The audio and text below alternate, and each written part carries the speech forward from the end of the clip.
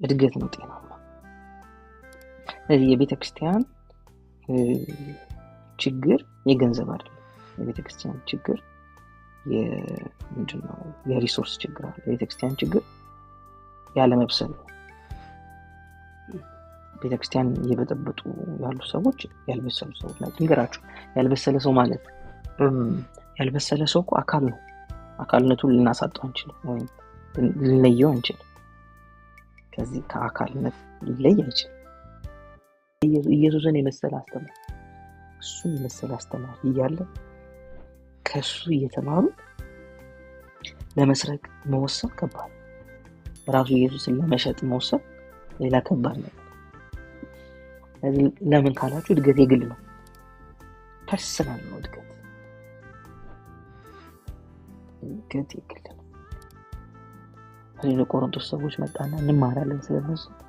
በመካከላችሁ ልዩነት፣ መተፋፈል፣ መጣላት ምናምን ይሄ በሙሉ የመጣው ሕፃናት ስለሆናችሁ ነው።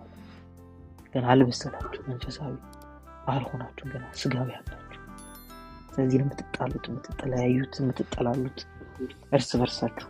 ይሄ ሁሉ ነገር የመጣባችሁ ካለ መብሰል ነው። ቢበስሉስ ነው ማንም ከማንም አይጣላ፣ ማንም በማንም አያዝ፣ ማንም በማንም አይረብሽ።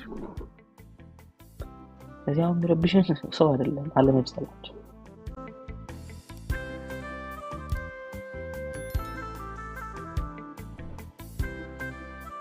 እሺ ነባዬ አሁን መጀመር እንችላለን። ነባዬ ጸልይልንና ከዛ ወደ ትምህርታችን እንገባለን ማለት ነው። እሺ ኮኪሻዬ አይ ቲንክ አንዳንዶቻችሁ ምናልባት ከዚህ በፊት ሁለቴ ምናምን ገብቼ ነበር ኮኪ ጋር የምታውቁኝም ትኖራላችሁ። ሁላችሁም ደህናችሁ ደህና ናችሁ ወይ? እንግዲህ የተወሰኑ ሳምንታት ከኔ ጋር እግዚአብሔርን ቃል እንማራለን። በደንብ አተኩረን ለለውጥና ለእድገት የሚጠቅሙን ነገሮች ላይ ትኩረት አድርገን እነሱን እንማራለን። ከዛ ደግሞ የእግዚአብሔር ቃል ሕያውና የሚሰራ ስለሆነ በደንብ ህይወታችን ላይ ለውጥ የምናመጣበት በደንብ ማደግ መለወጥ የምንችልበትን ነገር ይጨምርልናል ብዬ አምናለሁ። ለዚህ ደግሞ እስቲ ሁላችንም አንድ አይነት ልብና አንድ አይነት እምነት እንዲኖረን በዚሁ ሐሳብ ላይ ተወሰነች ደቂቃ አብረን እንጸልይና ከዛ ቀጥታ ወደ ትምህርታችን እንሄዳለን። አንድ ነገር ከመጸለያችን በፊት አንድ ነገር የምነግራችሁ ምንድነው? እግዚአብሔር ረዳን ማለት ቃሉን አስተማረን፣ ቃሉን ገለጠልን ማለት ነው። እግዚአብሔር ቃሉን ከላከ እግዚአብሔር እርዳታ። አሁን የእግዚአብሔር እርዳታ ተብሎ የሚታሰበው ብዙ ጊዜ ሌሎች ነገሮች ስለሆኑ ነው። ግን እግዚአብሔር ረዳኝ ማለት ያለብን ቃሉን በልባችን እግዚአብሔር የላከልን ቀን የዛን ቀን እግዚአብሔር ረዳን። ለምን ካላችሁ ቃሉ ሁሉም ነገር አለ። ቃሉ ማለት ራሱ እግዚአብሔር። ስለዚህ ቃል መጣ ማለት እግዚአብሔር መጣ ማለት ነው። እግዚአብሔር ቃሉን ላከልን ሲባል የእግዚአብሔር እርዳታ ወደኛ ቤት ገባ ማለት ነው፣ ወደኛ መጣ ማለት ነው። እዚህ አሁን የምንጸልየው ለዚህ ነው ማለት ነው። ራሳችንን በደንብ ለእግዚአብሔር አዘጋጅተን ለቃሉ አዘጋጅተን በትክክል መስማትና በጣም ለመደነቅ ሳይሆን ለመለወጥ በእግዚአብሔር ቃል ለመኖር እርምጃ ለመውሰድ ለዚህ ነው የምንጸልየው ማለት ነው። ሃሌሉያ። እግዚአብሔር አባት ሆይ በጌታ በኢየሱስ ስም ዛሬ በዚህ ስላሉ ስለ ሁሉ እግዚአብሔር አምላክ እጅግ አድርጌ አመሰግናለሁ። አባት ሆይ አሁን በዚህ ሰዓት ቃል ስለሚያገለግለን መንፈስ ስለሚያግዘን የምንለወጥበትን የምናድግበትን ልጅን ኢየሱስን እየመሰልን በዛ መልክና በዛ ቁመት በዛ አይነት ውበት መገለጥ መኖር የምንችልበትን የቃልን ብርሃን ስለምትሰጠን እናመሰግናለን። እግዚአብሔር አምላክ ዛሬ በምንማረው ከዚህም በኋላ በምንማራቸው ትምህርቶች ሁሉ ሰሚዎች ሳንሆን አድራጊዎች ስለምንሆን የለውጥ ሰዎች ስለምንሆን በሰማነው በተማርነው ልክ በዛ መኖር የምንችል አድራጊ ሰዎች ስለምንሆን እናመሰግን። አሜን።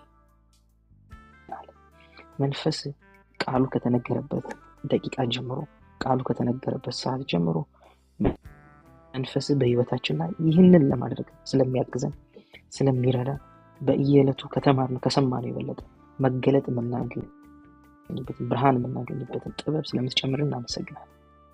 እግዚአብሔር አምላክ በዚህ ያሉ አሁን እየሰሙ ያሉ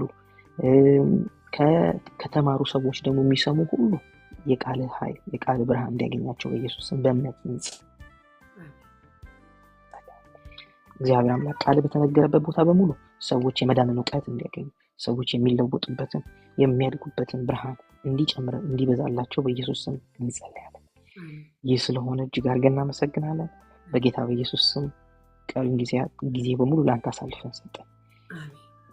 አሜን። እሺ እንግዲህ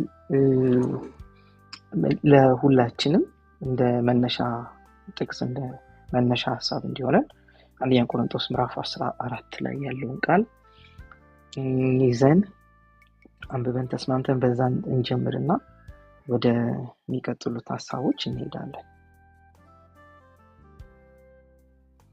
14 ቁጥር 20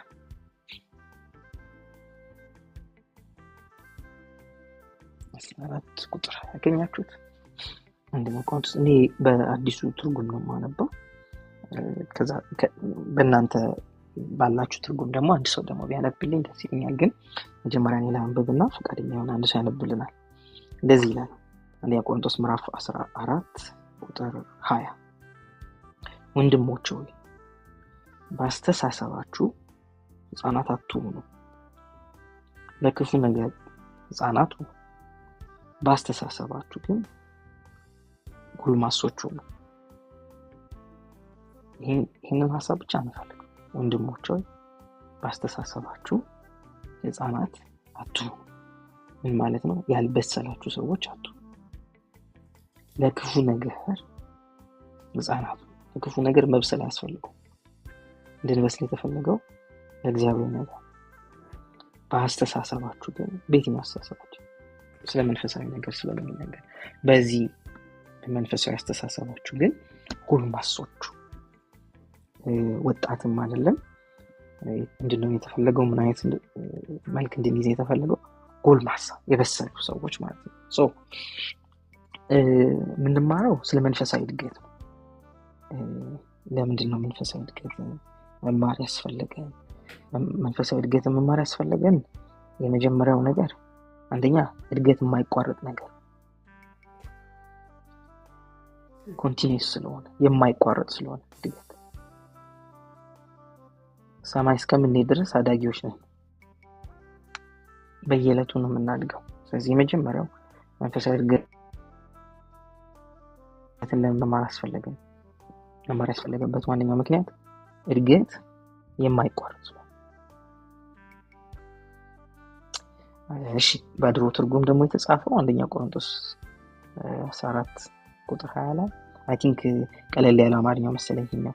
ወንድሞች ሆይ በአእምሮ ሕፃናት አትሁኑ፣ ለክፋት ነገር ሕፃናት ሁኑ እንጂ በአእምሮ የበሰሉ ሁኑ ይላል። ኦኬ ብስለትንም እስቲ የድሮን ትርጉም የያዘ ሰው ያነብልን።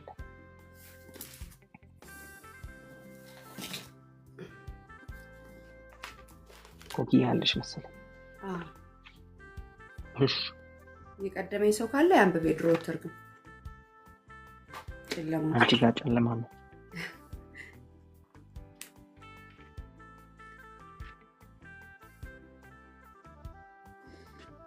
በብንሽ አንብብ በድሮ እንግዲህ ስልኩ ላይ ድሮ መሰለኝ ያለው። ወንድሞች ሆይ በአእምሮ ሕፃናት አትሁኑ፣ ለክፋት ነገር ሕፃናት ሁኑ እንጂ በአእምሮ የበሰሉ ሁኑ። ኦኬ አይ ቲንክ እዚህ ጋር ማንች ቲቲ ከጻፈችው ጋር እንዳይነት መሰለኝ። እንቀጥል። ይሄ ከሆነ ሐሳቡ ብዙም እኔ ካነበብኩት ጋር ብዙም ለውጥ የለውም። ስለዚህ ውስጥ ተመሳሳይ ስለሆነ ሀሳቡን በቂ ሁኔታ ስለሚገልጠው እንቀጥል። የመጀመሪያው ለምንድን ነው ማደግ ወይ መንፈሳዊ እድገት መማር ያስፈለገን? ለምንድን ነው? ቀላል፣ ግልጽ የሆነ አጭር የሆነ መልስ ተናግሬያለሁ ለሱ።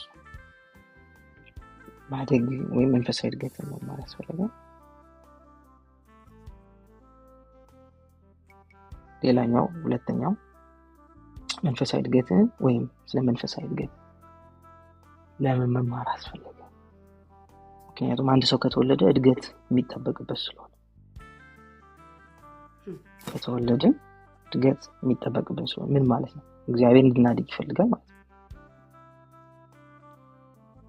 ሁላችንም እግዚአብሔር እንድናድግ ይፈልጋል። ሁላችንም እንድናድግ ይፈልጋል።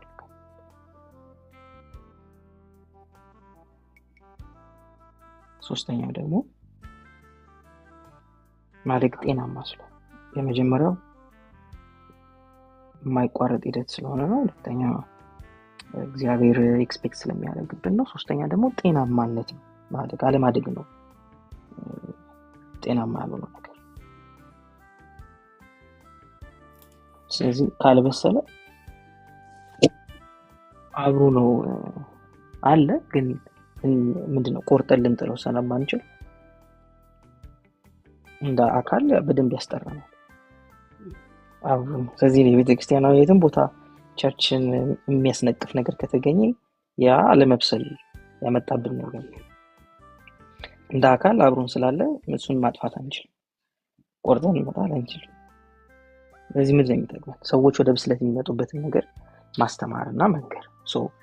ይህንን በደንብ ለሚቀጥሉት ሳምንቶች ውስጥ በደንብ አተኩረን እናያለን። ግን ዛሬ አሁን እንድትይዙልኝ የሚፈልገው የመጀመሪያው ቁልፍ ነገር በአእምሮ ህፃናት አትሁኑ ስለተባለ የመጀመሪያው ነገር እኛ እድገት መንፈሳዊ እድገት የሚባለውን ነገር ትንሽ እንድታስቡት ወይም በግልጥ በደንብ ማየት እንድትችሉ እሱን ለማብራራት እሞክራለሁ። ይሄ መንፈሳዊ እድገት ሲባል ስለምንድን ነው? ስለምን አይነት እድገት ነው እየተናገረን ያለው መጽሐፍ ቅዱስ? ለምሳሌ ሰው አንድ ልጅ አሁን ትንሽ ልጅ አለችኝ 6 ወር ልጅ፣ እሷ እያየኋት ያደገች ነው። ናቹራል የሆነው ነገር 6 ወር ሆኗታል። በ6 ወር የሚጠበቅባት ነገር ሆኗታል፣ አግኝታለች፣ ደርሳለች እዛ ላይ። ይሄ የሚጠበቅባት ስለሆነ ማለት ነው። ስለዚህ ግን እዚህ የመጣችው ዝም ብላ አይደለም፣ እየተመገበች ነው። ከምግብ ብናቋርጥባት እድገቷ ትክክል አይሆንም። የምትበላውን የምትጠጣውን ንጽህናዋን አለባበሷን ምናምን እሱን ብናጓድልባት ትክክለኛ አሁን መድረስ የምትችልበት ቦታ ላይ አትደርስም ነበር። ስለዚህ ብዙ ክርስቲያንም መንፈሳዊ እድገት የሚገባውን ያህል መመገብ፣ የሚገባውን ያህል መንከባከብ፣ የሚገባውን ያህል ማሳደግ የምንችልበት ጤናማ የሆነ ስርዓት ከሌለን ብዙ ዓመት በጌታ ቤት ሊቆይም ሊበስል ሊያድግ አይችልም። መንፈሳዊ እድገት በጊዜ ብዛት የሚመጣ ነገር አለ። አመጋገብ ነው እንጂ እድገት የሚያመጣው መቆየት አያመጣም። ስለዚህ ብዙ ሰው ቸርች ውስጥ ስለቆየ አይበስልም፣ በፍጹም አይበስልም፣ እድሜ አያበስልም። ለስጋ ምናልባት ሊሰራ ይችላል፣ ለመንፈሳዊ ነገር ግን ሰው የሚበስለው በእግዚአብሔር ቃል፣ ሰው የሚበስለው በመንፈስ ቅዱስ። ስለዚህ ከመንፈስ ቅዱስ ጋር የተጠበቀ ህብረት ከሌለው፣ ከእግዚአብሔር ቃል ጋር የተጠበቀ ህብረት ከሌለው ሰው በፍጹም ወደ ብስለት ሊመጣ አይችልም። ቸርች ግን ጓደኛ ሊኖረው ይችላል። ቸርች የሚወዳቸው ሰዎች ጋር ህብረት ሊያደርግ ይችላል። ከአገልጋዮች ጋር ጓደኛ ሊሆን ይችላል። ስለዚህ ከአገልጋይ ጋር ጓደኛ ስለሆነ ቸርች ብዙ ጓደኞች ስላሉት የሆነ የአገልግሎት ግሩፕ ውስጥ ስላለ መንፈሳዊ ብስለትን አያገኝም። ለምሳሌ ድግስ ቤት እየዞርን እየደረስን ብንመጣ ሳንበላ ለውጥ አለው ለህይወታችን? ምንም ለውጥ የለውም። ስለዚህ ቸርች ህብረት ድግስ ያለበት ቦታ ማለት ነው። ተደግሷል፣ እግዚአብሔር ደግሶ ነው የሚጠራን። ስለዚህ እዛ ስንሄድ ከጓደኛ ጋር እንትናን አገኘኋቸው ደስ ይል ነበረ ከእንትና ጋር ተገናኘን ብለን ብንመለስ ያ እድገት ሊሆን አይችልም። ስለዚህ ጤናማ እድገትን አተኩረን እንድናይ ስለምፈልግ እነዚህ ነገሮች በደንብ አብራራላችኋለሁ። እግዚአብሔር ለሰዎች ጤናማ እድገት እንዲያድጉበት ያዘጋጀው ነገር እነዚህን ብትጽፏቸው ደስ ይለኛል። 3 ናቸው። ጤናማ እድገት ዝም ብሎ ማደግ ሳይሆን ጤናማ እድገት ነው የምናወራው። ዝም ብሎም ሊታደግ ስለሚችል ማለት ነው ጤናማ ባልሆነ ነገር። ስለዚህ ጤናማ እድገት የሚኖረው አንድ ዳግም የተወለደ ሰው ጤናማ እድገት የሚኖረው በእግዚአብሔር ቃል፣ በጸሎት ወይም ከመንፈስ ቅዱስ ጋር ባለ ህብረት። በእግዚአብሔር ቃል አንደኛው፣ ሁለተኛው በጸሎት ከመንፈስ ቅዱስ ጋር ባለ ህብረት፣ ሶስተኛ ከቅዱሳን ጋር ባለ ህብረት። ከቅዱሳን ጋር ባለ ህብረት ሲባል የቅዱሳን ህብረት ማህበር አይደለም፣ እቁብ ምናምን አይደለም። የቅዱሳን ህብረት መንፈስ ቅዱስና ሕያው የሆነ የእግዚአብሔር ቃል ያለበት ህብረት ነው የቅዱሳን ህብረት የሚባለው። ስለዚህ እነዚህ የመጀመሪያዎቹ ሁለቱ በሙላት የሚሰሩበት ነው የቅዱሳን ህብረት እንጂ ተሰብስበን የማይጠቅም ነገር ብናወራ አንድም ሰው ሳይታነጽ እንደውም ተጎድቶ አዝኖ ሊሄድ ይችላል ሰው እንኳን ሊያድግ ቀርቶ ማለት ነው። ስለዚህ ህብረት ሲባል እንደ እንትን እንዳታስቡት፣ እንደ ማህበር፣ እንደ እቁብ፣ እንደ ምናምን ዝም ብሎ መሰብሰብ አይደለም። የእግዚአብሔር ቃልና መንፈስ ቅዱስ ኦፕሬት የሚያደርግበት ህብረት ነው። እንደዚህ አይነት ህብረቶች ካሉ በጣም እንታነጻለን፣ እንገነባለን። ስለዚህ ለመሰረታዊ ጤናማ የሆነ እድገት ለማደግ ሰው እነዚህ ሶስቱን ነገሮች ካጓደለ እድገቱ ጤናማ መሆኑ ይቀራል።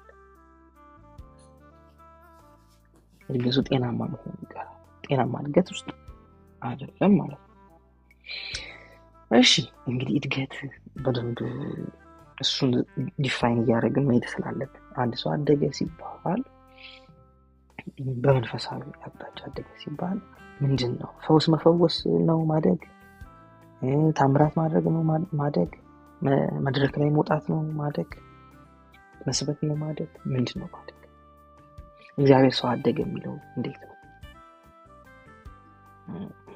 ይህንን ግልጽ ላድርግ። ለምንድን ነው እነዚህንም ክሊር እያደረግን ካልሄድን እድገት የሚባለው ሀሳብ በሁላችንም አእምሮ ውስጥ የተለያየ ስለሆነ ልንግባባ አንችልም ማለት ነው። ስለዚህ እግዚአብሔር ሰውን አደገ የሚለው እኛ ሁላችን የእግዚአብሔርን እውቀት የራሳችን ስናደርግ ነው አደገ የሚባለው።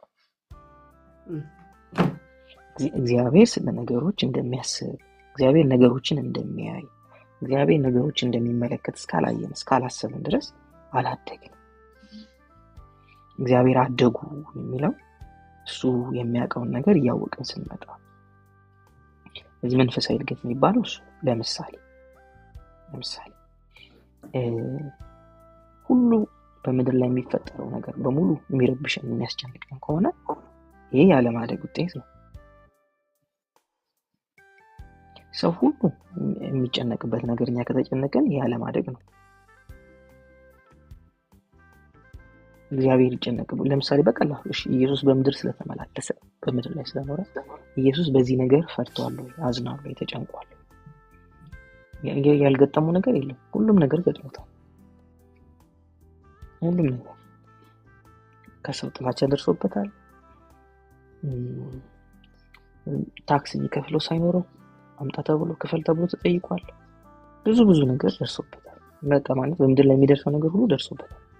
እዚህ ያ ሁሉ ነገር ስለደረሰበት ጥሩ ምሳሌ ይሆንልናል። እነዚህ ሁሉ ነገሮች ሲደርሱበት ምን ሆነ? ፈራ፣ አዘነ፣ ተጨነቀ፣ መገባበት አጣሁን፣ ግራ ገባው? በፍጹም። እነዚህን ሁሉ እንዴት አለፈ? በቃ እግዚአብሔር ለሱ ያለውን ሐሳብ በትክክል ስለሚያውቅ ጤናማ የሆነ እድገቱ ስላለው ኢየሱስ እነዚህ ሁሉ ችግሮች አልፏል። በምን አወቅን ጤናማ እድገት እንዳለው? መጽሐፍ ቅዱስ ስለሚነግር ምን ይላል? በእግዚአብሔርና በሰው ፊት በእውቀት በጥበብም ምን ያደርግ ነበር? በማስተዋል ምን ያደርግ ነበር? ያድግ ነበር። እዚህ እድገቱ 2 አቅጣጫ ነበር፣ በሰው ፊትም በእግዚአብሔር ፊት። የብዙ ሰው እድገት በሰው ፊት ብቻ፣ በእግዚአብሔር ፊት ገና ስታክ አድርጓል። አንተን አይታችኋል? አንዳንድ ስልኮች ምናምን ስታክ ሲያደርጉ አይታችኋል? ወይ አይነሱ ወይ አይዘጉ፣ እዛው ድርቅ ብሎ። ብዙ ክርስቲያን እንደዛ ነው፣ ስታክ አድርጓል የሆነ ቦታ ላይ። አያድግም። አይለወጥም። ይሁን በቃ እዚያው ነው። ሁሌ የሚጠቅሰው ጥቅስ ያን ነው። ሁሌ የሚያወራው ነገር ያን ነው። ሁሌ ዛሬ 10 ዓመትም ስናየው ያችሁን ነው የሚያወራው። ለምን ስታካርኩ እድገቱን አለው በቃ እዛው አቆመ። ስለዚህ ሁለት ነው እድገት፣ በእግዚአብሔርና በሰው ፊት የሚደረግ። በሰው ፊት የሚደረገው ሁላችንም አድገናል።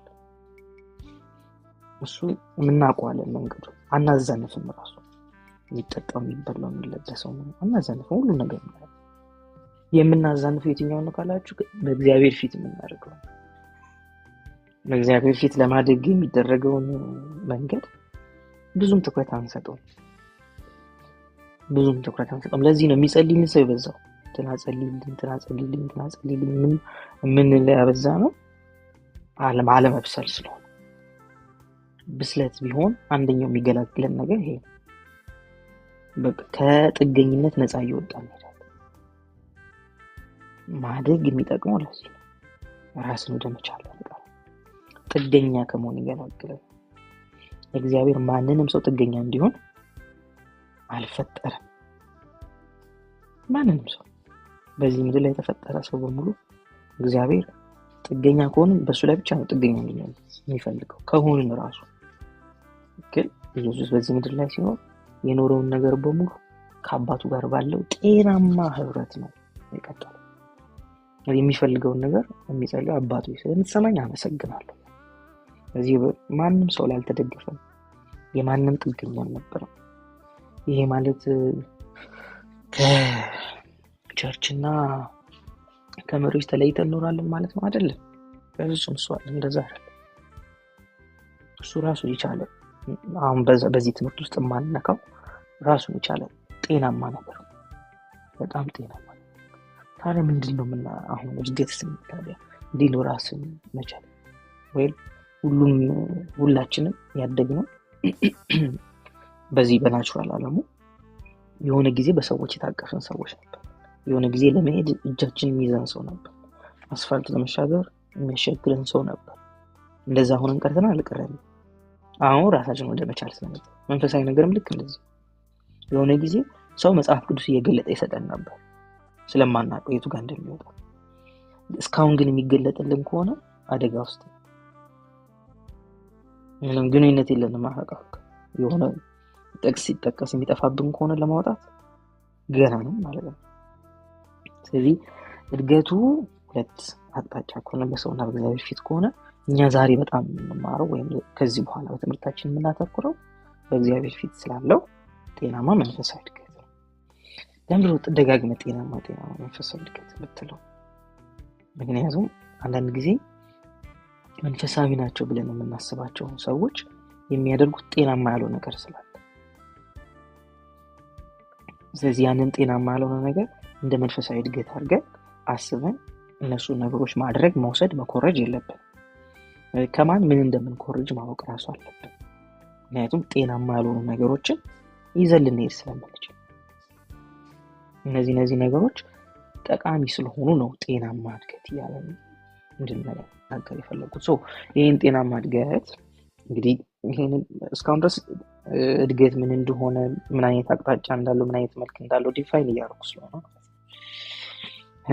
ለእድገት የሚጠቅሙ ነገሮች እነዚህ ነገሮች ሁሉ በደንብ ወደፊት እናያቸዋለን። ግን ዛሬ አሁን በደንብ እችን እድገት በደንብ ግልጽ ማድረግ ስለምፈልግ አተኩረን እሷ ላይ እንነጋገራለን። ሌላኛው እድገት ሁላችንም እድገት ብለን እንደምናስበው አይደለም። አንዳንድ ጊዜ ሰው ሁሉ እድገት ብሎ የሚያስበው ነገር ወደ ላይ መመዘዝ ነው እና እድገት አንጻራዊ ነው። አንዳንድ ሰዎች መድረክ ላይ አናያቸው። መድረክ ላይ ስላላየናቸው መንፈሳዊ ብስለት የላቸውም ማለት አይደለም። አልበሰሉም ማለት አይደለም። ከቃሉ ጋርና ከመንፈስ ቅዱስ ጋር ህብረት የላቸውም ማለት አይደለም።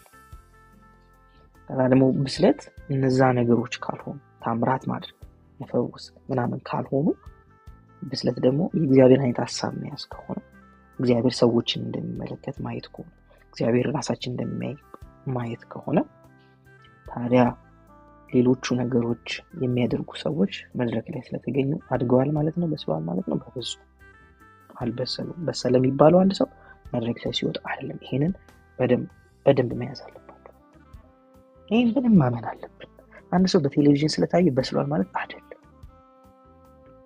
በቴሌቪዥን ታየ ነው እንጂ የሚባለው መንፈሳዊ ብስለትን አግኝቷል አይባልም።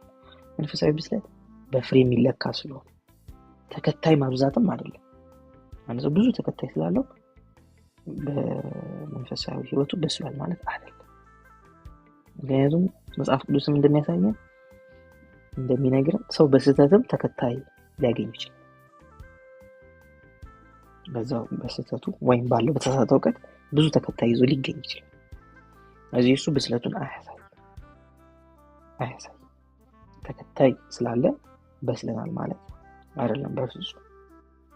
ይሄ የብስለት መለኪያ አይደለም።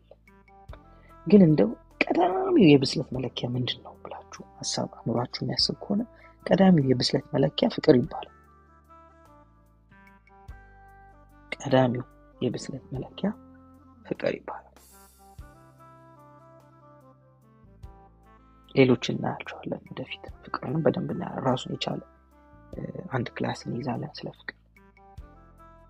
ግን ቀዳሚው የብስለት መለኪያ ፍቅር ነው ብለን መያዝ አለብን።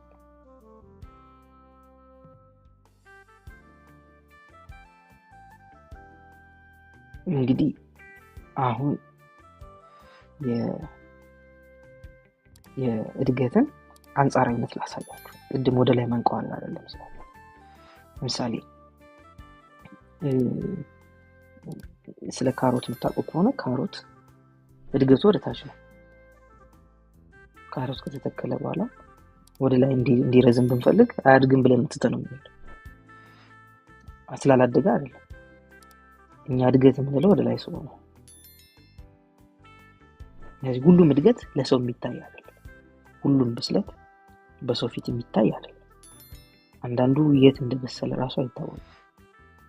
ለምን? እድገት ከውጪ ስለማይጀምር ማለት ፍሬ ነው ውጪ ላይ የሚደርሰው። አሁን ካሮት በሂደት ደረጃ ከሆነ የምናየው ጊዜውን እድገቱን ሲጨርስ በቅጠሉ ታውቆ ወደ እንደደረሰ እንዳደገ እድገቱ እንደጨረሰ ታስቦ ምን ይደረጋል? ይወጣል እንጂ በፍጹም በቅጠሉ ምንድነው የቅጠሉን ቁመት አይተን አድጓል አላደገም ማለት ወይም ወደ ላይ ሲወጣ ስላላየን አላደገም አይባልም። ሌላ ደግሞ ምን አለ መሰላችሁ? በደንብ ቆንጆ ምሳሌ የሚሰጠን ብዙዎቻችሁም ሰምታችሁ ልታውቁ ትችላላችሁ። ይህ ምሳሌ የቻይኒዝ ባምቡ ይባል ወይም የቻይና ቀርከሃ ይባል። ቀርከሃ ማለት እንደ ሸምበቆ ግን አይነት ሆኖ ግን ቀርከሃ ጠንካራና በጣም ወፋፍራም ናቸው። እና ምንድነው ይሄ የቻይኒዝ ባምቡ የሚባለው ቻይኒዝ ቀርከሃ 4 አመት ሙሉ ቁመቱ አይጨምርም። 4 አመት ሙሉ 65 ሳንቲም ነው። ከዛ ከ65 ሳንቲም አይጨምርም። እና በ5ኛው አመት ግን የሚያድገው 13 ሜትር በ5ኛው አመት ነው። እና ምን እንደሚያደርግ ታውቃላችሁ? 4ቱን አመት 5ኛው አመት ላይ የሚወጣውን ቁመት መሸከም እንዲችል 4ቱን አመት ወርታች ስር እየሰደደ 4 አመት ሙሉ ስር ይሰዳል። እኛ 3 አመት ተኩል ላይ መተን ይሄ አያድግም ብለን ነቅለን ለመጣል ብንሞክር አይነቀልም። 3 አመት ተኩል ስር ሰዷል፣ አይነቀልም። እና በአንድ አመት ለሚያመጣው ቁመት 3 አመት 4 አመት ነው ስር የሚሰደው። ስለዚህ 5ኛው አመት ላይ መተን እንዴት ነው ያደገው ልልን እንችላለን። ቁመቱን ያደገው ከስር ጥልቅ እየጠለቀ ነበር። ስለዚህ እድገት አንድ ሰው የሆነ ቦታ የሆነ ሲሰብክ የሆነ ሲጸልይ ሲያስተምር ትንቢት ሲናገር ስናይ አይደለም እድገት። ከዛ በፊት የሄደበት ከዛ በፊት ያሳለፋቸው ከእግዚአብሔር ቃል ጋር ከመንፈስ ቅዱስ ጋር ያሳለፈው ጊዜ ነው ጤናማ እድገት አለው ብለን እንድንለካ የሚያደርግ እንድንለካ መለኪያ አድርገን ማስቀመጥ ያለብን ይሄ ነው። ከዚህ ውጪ እድገትን የምንለካባቸው ነገሮች ሁሉ ትክክለኛ መለኪያዎች አይደሉም። ምክንያቱም በምን አመጣናቸው? ለምሳሌ ልንገራችሁ፣ ይሄ እድገት አስማት አይደለም። በአንድ ቀን የሆነ ነገር ሆነን አንገኝም። ብዙ ክርስቲያን የሚፈልገው እንደዛ።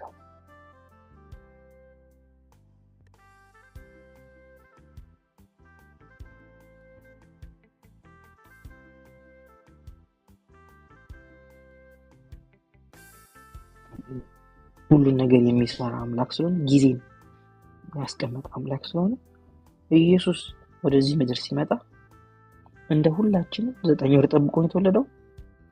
እንደ ሁላችንም ጤናማ እድገት ውስጥ ቆይቶ ነው። ለምሳሌ 30 ዓመት ያለምንም ስብከት ቆይቷል። 30 ዓመት ምንም አልሰበከም። ከ33 ዓመት ተኩል ነው ኢየሱስ ያገለገለው። ለ3 ዓመት ተኩል ነው ያን ሁሉ ግሮዝ ያን ሁሉ ነገር ማሳለፍ ነበር። ስለዚህ እድገት ይሄ በአንድ ቀን የምናመጣው በአንድ ቀን የምንገልጠው ነገር አይደለም። አንዴ ቡብ ብለን አንዴ ድብልቅልቅ አድርገን የምንወጣበት አይደለም። መንፈሳዊ ነገር ከቅስፈት ጋር ማገናኘት ማቆም አለብን። በተለይ የመጀመሪያው የእድገት ሂደት ነው አላለም? እድገት ሂደት እንደሆነ ማወቅ አለብን አላለም? ስለዚህ ሂደትን በደንብ ፕሮሰስ የሚባለውን ነገር በደንብ ማሰብ አለብን። የ4 ዓመት ስር መስደዷን በደንብ ማሰብ አለብን። የ5ኛው ዓመት እድገት እንዲመጣ።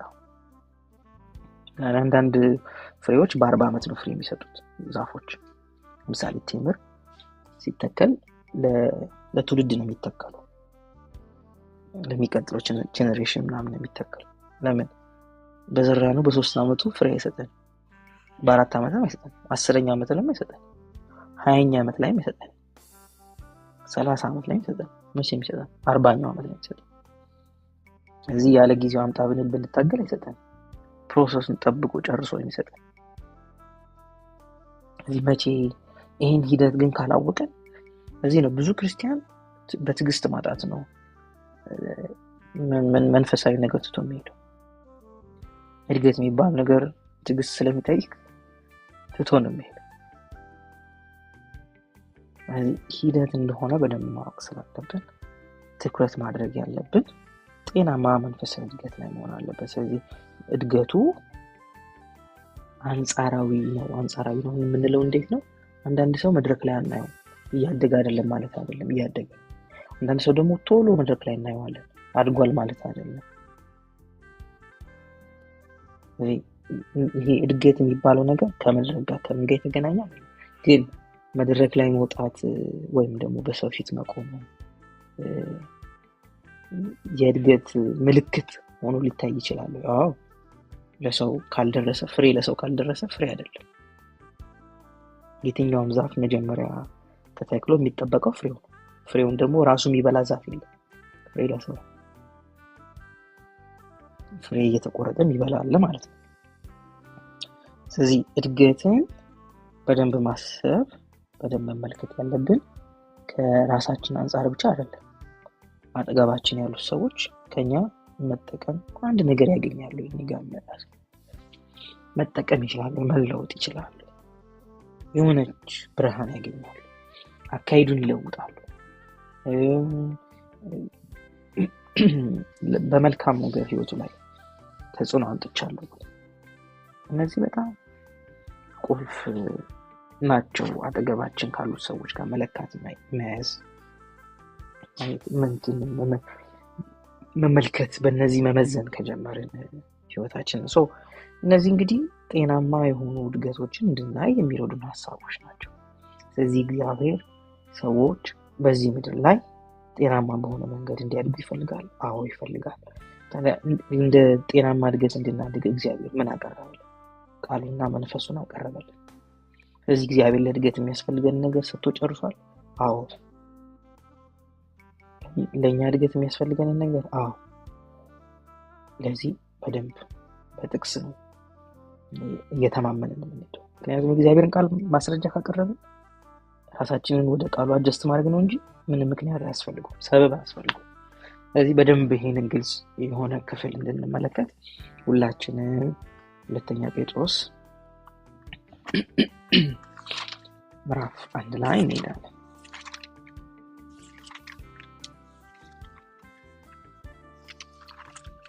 ሁለተኛ ጴጥሮስ ምዕራፍ 1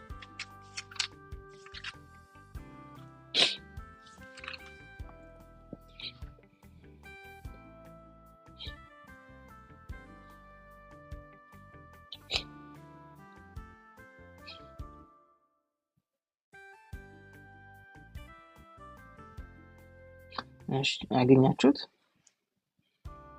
እሺ ከኔ በዚህኛው ትርጉም ላንብበውና አንተም በዛ ተከተሉኝ በደንብ አንድ አይነት ሐሳብ ስለሆነ ከዛ እንደቀደሙ ደግሞ ስክሪን ላይም ሼር የሚያደርገን ሰው ከተገኘ አሪፍ ነው።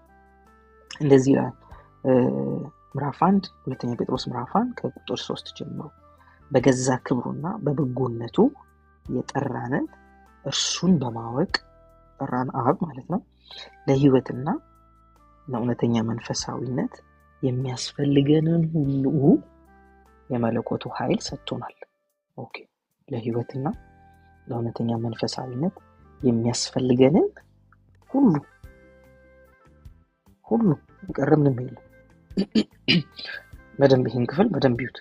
ሁሉ የሚለውንም ምልክት አድርጉበት። የሚያስፈልገንን ሁሉ የሚለውን ምልክት አድርጉበት። የሚያስፈልገንን ሁሉ አንዳንድ አይደለም። የሚያስፈልገንን ሁሉ የድሮ ትርጉም እግዚአብሔር ለመምሰል ነው የሚለው ለሕይወትና እግዚአብሔር ለመምሰል ሁሉ ነው የሚለው። እውነተኛ መንፈሳዊነት ማለት እግዚአብሔርን መምሰል ማለት ነው። ሌላ መንፈሳዊነት የለም። እሺ ከክፉ ምኞት የተነሳ በዓለም ካለው ምግባረ ብልሹ ሕይወት አምልጣችሁ ኦኬ ከመለኮታዊ ባህሪ ተካፋዮች እንድትሆኑ በእነዚህ ነገሮች አማካኝነት እጅግ ታላቅ እና ክቡር የሆነውን ተስፋ ሰጥቶናል። ቁጥር 5 በዚህም ምክንያት ቤቱ ምክንያት ከላይ ባለው አይደል በተሰጠን በቀረበልን በጠራን በመጠራታችን በዚህ ሁሉ ምክንያት በዚህ ምክንያት ሲል እነዚህን ሁሉ ምክንያት አልኳት። እሺ በሙሉ ትጋት በእምነታችሁ ላይ በጎነትን ጨምሩ ወይም በጎነትን ለመጨመር ጣሩ ወይም እሹ ፍላጎት ይኖራችሁ። ጥረት የሚለው መጋጋጥ መላላጥ ሳይሆን ነው። ጠንካራ ፍላጎት ይኖራችሁ መሻት ይኖራችሁ ነው። በበጎነት ላይ እውቀትን በእውቀት ላይ ራስን መግዛት ራስን በመግዛት ላይ መጽናት በመጽናት ላይ እውነተኛ መንፈሳዊነትን በእውነተኛ መንፈሳዊነት ላይ ወንድማዊ መተሳሰብ ወይም ወንድማማች ፍቅር በወንድማዊ መተሳሰብ ላይ ደግሞ ፍቅርን ወይም የእግዚአብሔርን ፍቅር ወንድማማች ፍቅር ሳይሆን የተፈለገው የእግዚአብሔር ፍቅር ምን አድርጉ ጨምሩ። እነዚህ ባህሪያት ተትረፍርፈው ቢኖራችሁ ጌታችን ኢየሱስ ክርስቶስን በማወቅ ዳተኞችና ምን ይላል ፍሬ ቢሶች ያለ ፍሬ ከመሆን ይጠብቃችኋል። እነዚህ ባህሪያት የሌሉት ግን የሩቁን የማያይ ወይም እውር ነው፣ ከቀደመው ኃጢአቱ መንጻቱንም ረስቷል እንጂ አልነጻም አይደለም የሚለው። እሺ ስለዚህ በዚህ ክፍል ላይ እንደምንመለከተው ለእድገት የሚያስፈልገን ነገር በሙሉ እግዚአብሔር አቅርቧል። ስለዚህ ሰው ያላደገው የሚያሳድገው ስላጣ አይደለም። ለእድገት የሚያስፈልገው ነገር ሁሉ ቀርቦለታል። አንዳንድ ሰው የማያድግበት ምክንያት ምን እንደሆነ ዛሬ በደንብ አተኩር መናገር የምፈልገው ሐሳብ ላይ እሱ ላይ አተኩር። ለማደግ ፍላጎት የለውም አንዳንድ ሰው ወይም ረሃብ የለውም። ረሃብ በሌለበት ቢቀርብ ማንበላ ማር አልነስ ይባላል በእኛ ሀገር አይደል? ምግብ እኮ ጠፍቶ አይደል? ምግብ ቀርቦ ብሉ ሲባል አራ አይ ማር አልነስ ለምን ጠግበናል? የራብን ቀን ደግሞ ድንጋይም ቢሆን እበላለሁ አቅርቡልኝ እንላለን። ሰው ለማደግ መሻት ከሌለው ለማደግ ፍላጎት ከሌለው እናንተ እኮ ለማደግ ፍላጎት ስላላችሁ ቁጭ ብላችሁ ደብተራችሁን ይዛችሁ ባይብላችሁን ይዛችሁ እየጻፋችሁ እየተማራችሁ ይሄ ለማደግ ካለ ፍላጎት እንጂ ምንም አይደለም። ለማደግ ፍላጎት ማለት አሁን በዚህ ሰዓት ደግሞ ስክሮል የሚያደርግ ሰው እኮ አለ። ስክሮል የሚያደርግ ሰው እኮ በጣም በዚህ ሰዓት እና እንደዚህ ቁጭ ብላችሁ እየተማራችሁ ወይም እኛ ሁላችንም እየተማርን ባለንበት በዚህ ቅጽበት ሰው ስክሮል ያደርጋል ሌላ ቦታ። ለምን?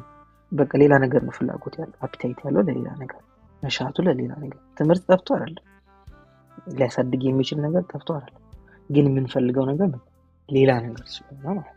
ስለዚህ ሰው ለማደግ ፍላጎት ካለ የሚያሳድግ ነገር ብዙ አለ። እግዚአብሔር ምግብ አለ፣ እግዚአብሔር በደንብ አዘጋጅቷል። ስለዚህ ለማደግ ፍላጎት መጀመሪያ ያስፈልጋል። የመጀመሪያዋ ፍላጎት እቺ ነች። በቃ ስለዚህ እሹ አይደለ ያለው እሹ ፍላጎት፣ ስትሮንግ የሆነ ዲዛይር ወራችሁ። አንዳንድ ነገር እንዴት ነው ስንፈልግ፣ አቤት አንዳንድ ነገር ስንፈልግ ያለን ትግስት ምንም ትግስት የለንም እንጂ ነው ፈልገን ለማግኘት በእጃችን ለማስገባት የፈለግን ጊዜ ምንም ትግስት የለንም። ቆይ ጠብቀኝ የሚል ነገር አንሰማ አንቀበል። በጣም ምንም ትግስት የለንም። ያለንን ኃይል ያለንን አቅም ያለንን ነገር ሁሉ ተጠቅመን ያንን ነገር በእጃችን እስከምናስገባ ድረስ ረፍት የለም። ያ ምን ይባላል? ስትሮንግ ዲዛይር ይባላል፣ ወይም መሻት ይባላል። እንደዛ አይነት መሻት። ለዚህ ነው በእግዚአብሔር ደስ ይበል የልብህን መሻት ይሰጣል አይደል? ጻፉት መዝሙር 46። እዚህ መጀመሪያ የሚቀድመው ምንድን ነው? በእግዚአብሔር ደስ መሰኝ። ከዛ ልባችን ዲዛይር የሚያደርገው የሚፈልገውን ነገር ደግሞ ያደርጋል፣ ያገኛል። ምን ሲኖር? መጀመሪያ መሻት ሲኖር። ስለዚህ ሰው ለእድገት ምንም እድገት ፍላጎት ከሌለው ኢየሱስን ቢያስተምር ጥሎ ይሄዳል ሰው። በነገራችን ላይ ለማደግ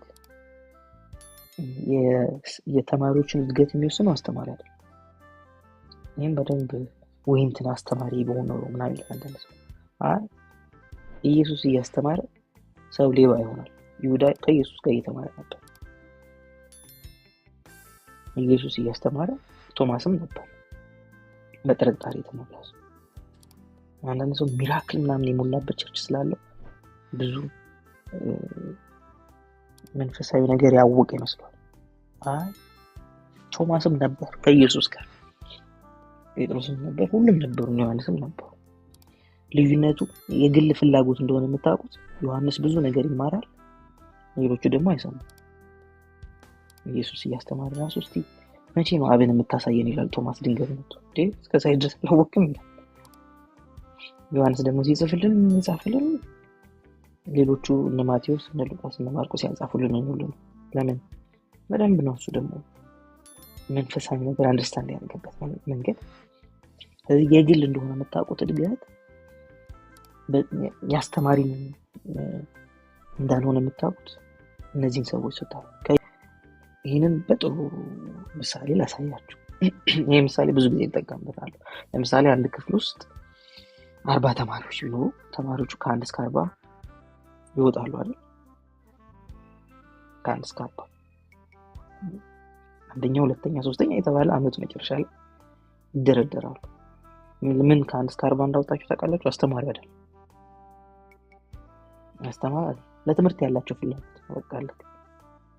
አንዳንድ ሰው ትምህርትን ባይወደው ያለው ፍላጎት ጠንካራ ስለሆነ በዛ መለወጥ በዛ ማደግ ስለሚፈልግ ጠንካራ ነው ዲዛይሩ። ለሊት ተነስቶ ያጠናል፣ ያነባል፣ ላይብረሪ ይሄዳል፣ ሌሎች መጽሐፎች ይፈልጋል፣ እናጥና ብሎ ከጓደኞቹ ጋር ያጠናል። ከባድ ነው። ስለዚህ ይሄ ዲሲዥኑ ምን ያደርገዋል? ወደ ትልቅ ደረጃ ያመጣዋል፣ አንደኛ ወደሚባለው ፖዚሽን እንጂ አስተማሪው ለሁሉም እኩል ነው የሚያስተምረው። የገቡት አስተማሪዎች በሙሉ እኩል ነው የሚያስተምረው። ምንድነው ልዩነቱ? ለመማር ያለ ፍላጎት፣ ለማወቅ ያለ ፍላጎት። እውነተኛ ነገር ቸርች ላይ እንደዚህ ላለው ነው። ልክ በዚህኛው በናቹራል ዓለማችን በዚህ በናቹራል በሆነው እንትን ስታድግ ምን መሆን ትፈልጋለህ ማለት ስንባል ዶክተር፣ ኢንጂነር፣ ፓይለት ምናምን እንላለን። የእውነት በመንፈሳዊ ህይወታችሁ ስታድጉ ምን መሆን ትፈልጋለህ? ምን አስባችኋል?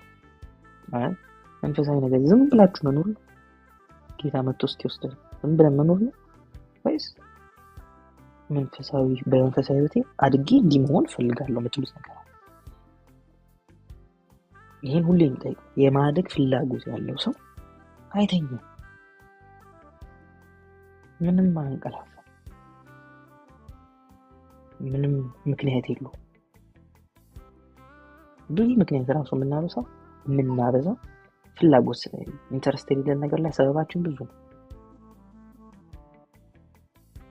ወይ ቸርች ልወጣ ስል ሰው መጥቶብኝ በቃ እነሱን ሳስተናግድ ቡና ሳፈላ ምናምን ቀረው። ለምን? ኢንተረስት ስለሌለ ማለት። ስራስ ወይ ስራ እየሄድኩ ነው በቃ ቻው ብለን እንሄዳለን ስራ ከሆነ። ወይ ደግሞ ትምህርት ካለብን ደግሞ አሁን ትምህርት አለብኝ በቃ ቻው ብለን እንሄዳለን። ለምን? እነዛ ላይ እናውቃለን። ይሄኛው የእግዚአብሔር ቃል ላይ ግን ስትሮንግ የሆነ ፍላጎት ዲዛይር መሻት ስለሌለ ወይም ደግሞ መንፈሳዊ ህይወት አድጌ እንዲሁ መሆን ፈልገው የምንልበት ፍላጎት እይታ ስለሌለ ምን እናደርጋለን? ምንም አይመስለን የምናጣው ነገር መንፈሳዊ ነገር። ግን የሚገርመው እንደሆነ ታውቃላችሁ መጽሐፍ ቅዱስ የሚነግረን በአንደኛ ጢሞቴዎስ ላይ ምዕራፍ 4 ላይ እንደዚህ ራስን ለመንፈሳዊ ነገር ማስተማር ወይ እስቲ ነው በቃ እንትን ከማረጋችሁ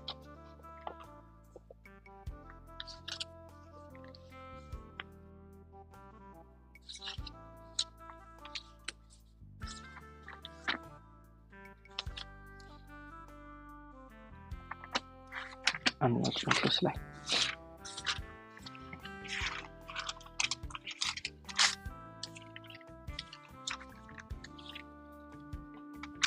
ምዕራፍ 4 ከቁጥር 7 ጀምሮ እንደዚህ ይላል። እግዚአብሔርን ከማያከብር እርባና ቢስ አፈ ታሪክና ከአሮጊቶች ተረት ተረት ራቅ፣ ይልቁንም ለእውነተኛ መንፈሳዊ ህይወት ቅድም ጴጥሮስ ላይ ነበሩት እዚህ ላይ እውነተኛ መንፈሳዊ ህይወትና እግዚአብሔር ለመምሰል ያለው አሁንም ለእውነተኛ መንፈሳዊ ህይወት ራስህን አሰልጥን። ራስህን ምን አድርግ? አሰልጥን። እሱን ነቃ። የአካል ብቃት ልምምድ ለጥቂት ነገር ይጠቅማልና ለእውነተኛ መንፈሳዊ ህይወት ራስን ማሰልጠን ግን ለአሁንም ሆነ ለሚመጣው ህይወት ተስፋ ስላለው ለሁለቱም ምን ያደርጋል? ይጠቅማል። አያችሁ? ለሁለቱም የሚጠቅመው ለዚህኛውም ማለት ለሚመጣው ማለት የሚጠቅመውን ትተን ለዚህ ዓለም ብቻ የሚጠቅመው ነገር ላይ ኢንአክቲቭ ይሆን ነው። ግን እውነተኛ እድገት አደገ ይባል። ለዚህ አሁን ቅድም ስናነብ ለእውነተኛ መንፈሳዊ ህይወት ራስን አሰልጥናል። ይኸውላችሁ ማሰልጠን የሚለውን ሐሳብ ካሰባችሁ በጣም ከባድ ማሰልጠን። እሺ ለምሳሌ እዚህ ውስጥ ቴኳንዶ ይችላል እጅ ምልክት የለም ማለት ነው። እዚህ ገብተን ብትሰለጥን አሁን እዛ ብንሄድ ሁሉ ነገራችን ይንቋቋል። ሰልጥኑ ብንባል ወይ 2 ሳምንት ነው ወይ 3 ሳምንት 4ኛው ሳምንት ላይ አረ በቀረብኝ ኖሮ ምናምን ብለን እንመጣለን። እሺ ውትድርና ሄዱ ብንባል አሁን ሁላችንም ጌታ ራሱ ቢመጣ ብለን እንጸልያለን። ምንም የሚሰጠው ትሬኒንግ ምናምን ከባድ ነው አንችልም። ማሰልጠን የሚባለው ቦክስ ደግሞ ግቡና ብንባል ቦክስም ከባድ ነው። ማሰልጠን ስልጠና የሚባለው ነገር በራሱ ከባድ ነው። ስልጠና ውስጥ ስሜት የለም፣ ደስ የሚል ስሜት የለም። የትኛውም ስልጠና ውስጥ ሰው እየሰለጠንኩ ነው ካለ ፔን አለ፣ እየሰለጠንኩ ነው ካለ መቆጠብ አለ። ሯጮች ካያችሁ የኛ ሀገር ሯጮች እንደምናውቃቸው በጣም ኃይለኛ ሯጮች ናቸው። የሚቆጠቡት ነገር ከብዙ ነገር በጣም ከብዙ ነገር። መጠጥ አይጠጡም፣ ምግብ ይመርጣሉ፣ እንቅልፍ ያበዛሉ። ረፍት ማለት ነው እንቅልፍ ብሎ ይተኛሉ ማለት እንጂ ለሊት 10 ሰዓት እኮ እነሱ ስሩልታ ምናምን ይሮጡ ነው። ለሊት 10 ሰዓት ሄደው እዛ ፈንዳፋ ምናምን ይሮጣሉ። አይታችሁ እኮ ምንድነው ከተባለ እያሰለጠኑ ነው ራሳቸው። ለምን? አሁን ጳውሎስ እንደነገረን ጢሞቴዎስ ላይ ስናነብ ጥቅም አለው። በቃ ስፖርት ምንም ቢሆን ጥቅም አለው። መንፈሳዊ ነገርም ለዚህ ነው ለሳይንስ። ስለዚህ ትንሽ ሩጫ እንሰልጥን ብንል እንኳን እንደው የሚቀለል ነው ብለን ብናስብ ሩጫ እንዲባል እንደው የመጀመሪያውን ሳምንት ራሱ በስትራፖ ነው የምናልቀው። ስለዚህ መሰልጠን ከሆነ ራሳችንን ማሰልጠን ከሆነ ደስ አይልም። ብዙ ነገር ደስ አይልም። ረጅም ሰዓት እንጸልይ ቢባል አሁን ደስ አይልም። ረጅም ሰዓት ቃል እናንብብ ቢባል ብዙ ሰው ደስ አይልም። ብቻ ደስ የማይል ነገር ግን ከሰለጠንስ በዛ ነገር ከሰለጠን እንደዛ የምንወደው ነገር የምንችለው እሱ ከሰለጠን አንድ ነገር በደንብ ከሰለጠነ ያን ነገር መውደዳችን አይቀርም። አሁን ብዙ ነገር መንፈሳዊ ነገር ላይ ችልተኛ የምንሆነው ደስ የማይለን ምናምን ለምንድን ነው? ስላልሰለጠን ነው። በዛ የሰለጠንበት ነገር ይቀለናል፣ አይከብድም፣ ኢዚ ነው። ግን መሰልጠን የሚባለውን ነገር ስናስብ በስማ ዳገት ነው የሚሆነው፣ ሩቅ ነው የሚሆነው። አንፈልገውም ራሱ ይሄ ኢሞሽናችንን ስለማያደርገው ደስ አይልም። ጊታር ሞክራችሁ ታውቃላችሁ? ለመማር እዚህ መካከል በእጅ እንዴት ነው ጊታር ደስ ይላል። ሌሎች ሰዎች ሲጫወቱ በጣም ደስ ይላል።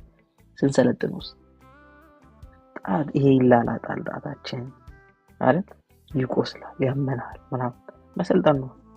ከሰለጠን እሱም ካለፈ በኋላ ደግሞ እኛም ስንጫወት ደስ ይላል። ሌላም ሰው እንደሚጫወተው ለመጫወት የምንችልበትን እናገኛለን። መሰልጠን ከሆነ ልንገራችሁ ደስ የሚል መሰልጠን የለም። ሁሉ መሰልጠን መቆጠብ አለው፣ ህመም አለው። ራስን መቆጠብ ማለት ራስን መግዛት ማለት ነው። ጊዜ ይጠይቃል በደንብ። አንዳንድ ጊዜ ሁላችሁ መንፈሳዊ ነገር ውስጥ ለመቆየት ከፈለግን ብቻችንን የቀረን እስኪመስለን ድረስ መሰልጠን አለን። ብቻችንን የቀረን ሌላ ሰው አብሮን ያለ ሌላ ሰው የሚፈልገን እስከማይመስለን ድረስ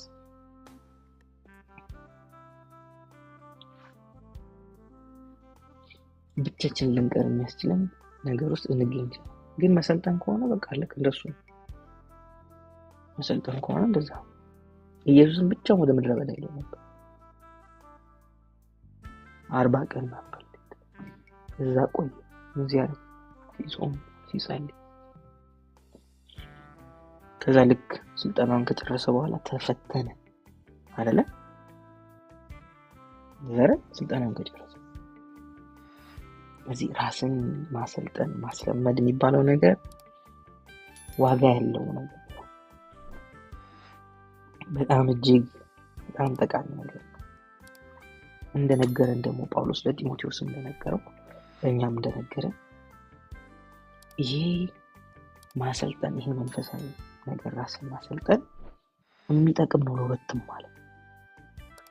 በዚህ ማለት ይጠቅመናል። ሞኝ ሆነን ነው እንጂ በዚህ የማይጠቅም መስሎን ነው እንጂ ይጠቅመናል። በደንብ የሚጠቅመን ነው። በሌላም ዓለም በሚመጣው ዓለም ደግሞ ምንም ያደርገን የሚጠቅመን። እዚህ ራስ ምን ማለት ማሰልጠን፣ እቺን ማሰልጠን የምትለውን ነገር ያዙ እንዳትረሱ። ስለዚህ ይህንን ማሰልጠን የሚባለው ነገር ስለማናስብ ዲስፕሊን ስለሚጠይቀን ለብቻ መሆን መቀመጥ፣ ራስን መቆጠብ ወይም ራስን መግዛት ስለሚጠይቀን ብዙ ጊዜ ለዛ ነገር መሻት የለም፣ ስትሮንግ የሆነ መሻት የለም። ግን ምን እንላለን? ወይ ስንጸልይ ጌታ ይፈልጋለሁ እንላለን። ስንጸልይ ወይ የሆነ ነገር እንዲህ እናደርጋለን። ጌታን መፈለግ ማለት በደምብ ጌታን መፈለግ ማለት እንደ እንጀራ፣ እንደ ውሃ፣ እንደ ልብስ፣ እንደ ቤት መፈለግ ማለት እንደ ነሰሰቲ መፈለግ ማለት። ለምሳሌ ስራ ሳናቋርጥ የምንሄደው እነዚህ ነገሮች ስለሚያሟሉ አይደለ? ትምህርት ቤት በደንብ የተማርነው እነዚህ ነገሮች እናሟላለን ብለው። ይሄ እግዚአብሔርን መፈለግ የሚባለው በዚህ ሌቭል ነው። እንደ እንጀራዬ፣ እንደ ቤቴ፣ እንደ ልብሴ፣ እንደ መጠለያ ምናምን ብቻ እንደሚያስፈልገን እንደነዚህ ወሳኝ ነገሮች ማለት ፈልጋለሁ ማለት። ስለዚህ ፈልጋለሁ ሲባል ጸሎት ላይ የምትመጣ አይደለች።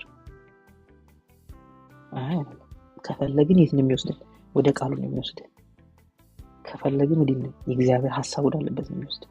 ከፈለግን እግዚአብሔርን ከፈለግን ነው እግዚአብሔር አለበት ብለን ያለንበት ቦታ በሙሉ አንገኛለን ማለት ነው። እዚህ አሁን መጽሐፍ ቅዱስን ስገልጥ እግዚአብሔር ደስ ስለሚለው አይደለም።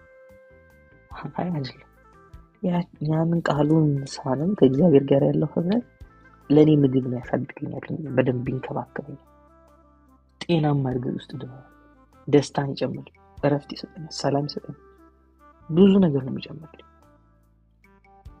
ስለዚህ ምን አደርጋለሁ እንዴ? በደንብ ከቃሉ ጋር ህብረት አደርጋለሁ። በደንብ አድርጌ ራሳችንን እግዚአብሔርን መፈለግ ውስጥ ይሄ ረሃብ ውስጥ ካገኘ ነው ምንም አንበለው ነገር የለም። ልክ እንደሱ ረሃብ ሲኖረን ይሄ መጽሐፉን ስንገዛ፣ ያንን መጽሐፍ ስንገዛ፣ ያንን ባይብል ስንገዛ፣ ያንን አስተማሪ ስንሰማ፣ ይሄን አስተማሪ ይሄ ሁሉም ያደረገን ምንድን ነው? ረሃብ ነው። በእኛ ሀገር አንድ ቀልድ አለ፣ ተረት ሆኖ ግን ያው አስተማሪ ነገር አለ። እንዲባላል አንድ ሰውዬ በጣም ተራበና ከዛ ሰው ቤት ገብቶ ግን ተሰጥቷሉ አሹቅ የባቄላ ታውቃላችሁ አይደል? ማቅ ሰው ካለ ያስረዳ። እንደዚህ ምሳሌ ስሰጥ ምንድነው አሹቅ አሉኝና አበሾች ናቸውና ምንድነው አሹቅ ብለኝ እሱን ለማስረዳት እንደገና እዚህ ማቅ ሰው ካለ እና ምንድነው ያንን አለ እንደዚህ ውስጥ አይጠፋም ካለ ምልክት ውስጥ ላስረዳበት። እሺ ታውቃላችሁ ማለት ነው። እሺ ያገባና ዝም ብሎ ያን የተቀቀለ ባቄላ እያነሳ በላ። ከዛ ሁለተኛ ትንሽ ረሃቡ ደግሞ እየመረጠ መብላት ጀመረ። ከዛ መጨረሻ ላይ ደግሞ ጥጋብ ሲይዘው ለሰውየው አዩት እንደ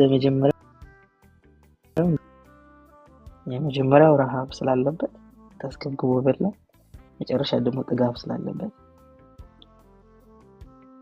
እና ብዙ ሰው ረሃብ የኖረብን ጊዜ ቸርች ማንነው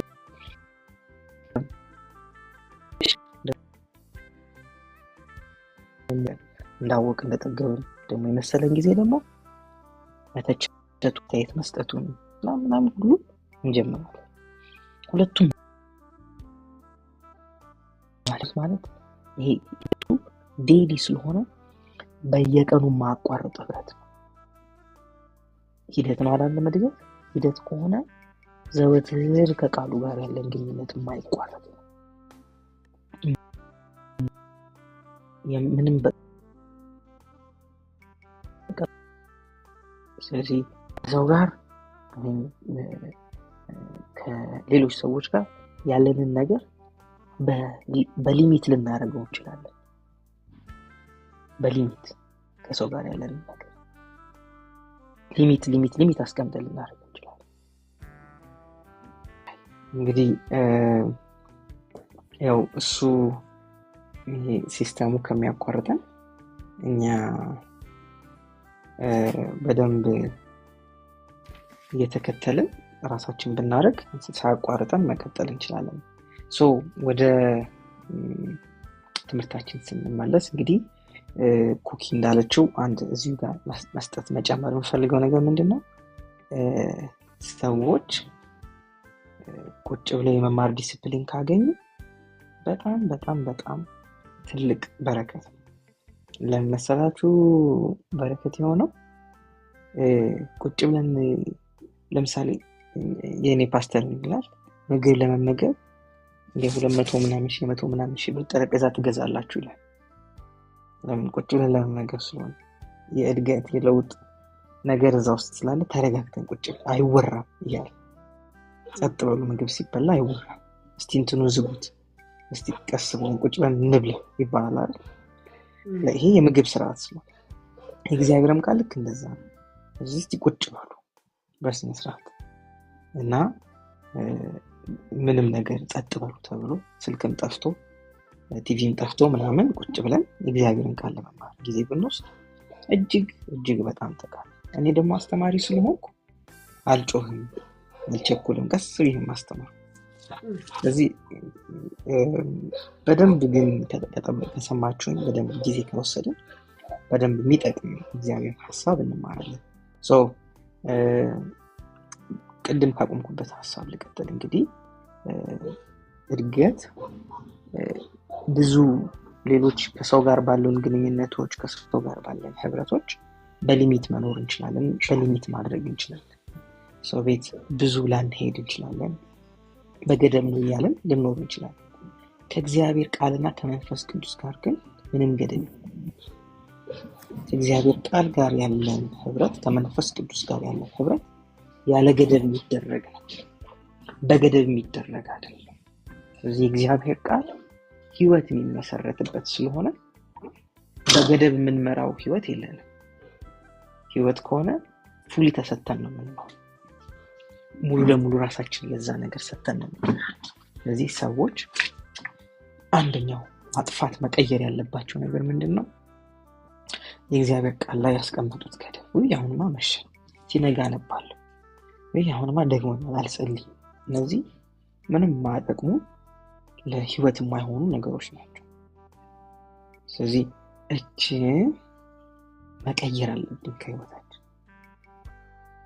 በጣም አንደኛው የተጎዳነው ነገር ይሄ ገደብ ስላለ፣ ሊሚት ስለምንሰጥ እነዚህ ነገሮች ደግሞ ከብዙ ነገር ነው የሚመጡት። ስንፍና አለበት፣ የእግዚአብሔር ቃል ያለውን ቫልዩ አለማወቅ አለበት፣ ብዙ ነገሮች አሉበት። ግን እንደው በደንብ አተኩሬ ዛሬ መንገር የምፈልገው ግን የእግዚአብሔር ቃል ጋር ያለንን ግንኙነት እንዴት አድርገን መጠበቅ እንዳለብን። ለምሳሌ ሰው በቤቱ ላይ ገደብ የለውም። ምንም ገደብ የለም ቤታችን። ሁላችንም በቃ በነፃነት መኖር የምንፈልግበት ቦታ ወይም ከየትም ቦታ ተመልሰን መምጣት የምንፈልገው ቦታ ቤታችን። የእግዚአብሔር ቃል ቤታችን ነው። በእርሱ ኑሮ ነው የተባለው። ኢየሱስ ሲነግር ሲያስተምር በእርሱ ኑሮ እንድታውቁ ቤት በቃል ኑሩ ከተባለ ቫኬሽን አይደለም። የእግዚአብሔር ቃል በአመት አንዴ በሁለት ወር አንዴ ምናምን የምንገልጠው አይደለም። የእግዚአብሔር ቃል ከእግዚአብሔር ቃል ጋር ያለን ህብረት እንደዚህ እያለፈ የሆነ ጥፍት እያለ የምንመጣው አይደለም። መኖሪያ መመስረቻ ፋውንዴሽን መሰረት እዛ ተመስርተን የምንቀመጥበት። በዚህ ሰዎች ከእግዚአብሔር ቃል ጋር ያላቸውን ግንኙነት በደንብ ማጠንክረው ማየት አለባቸው። ደጋግመው ማየት አለባቸው። ደጋግመው ለምን ካላችሁ በቃ ለእድገት ብቻ የተሰጠ የተቀመጠልን ነገር ከዚህ ውጭ ሊያሳድግ የሚችል ምንም ነገር። አሁን አንዳንድ ጊዜ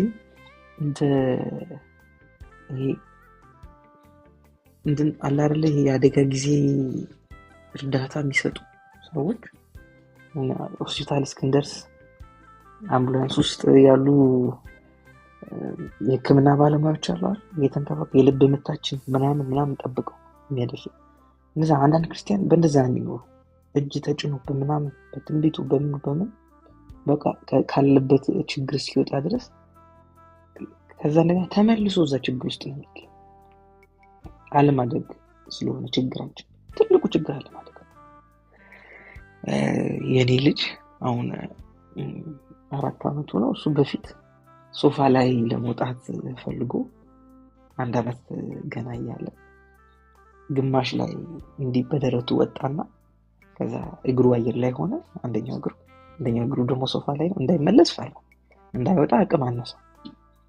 ከዛ እዛ ጋር ሆኖ መጮህ ጀመረ። እዛ ላይ እኛ ሶፋ የገዛ ነው እንዲያስጮህ ነው እንዴ? አይደለም። አሁን ይሄ 4 አመት ሆኗል ሊሆን ነው። እየበረረ እየመጣ ነው እየሮጠ ሶፋ ላይ የሚወጣው። በዛን ጊዜና በአሁኑ መካከል ያለው ልዩነት ምንድን ነው? እድገት ብቻ።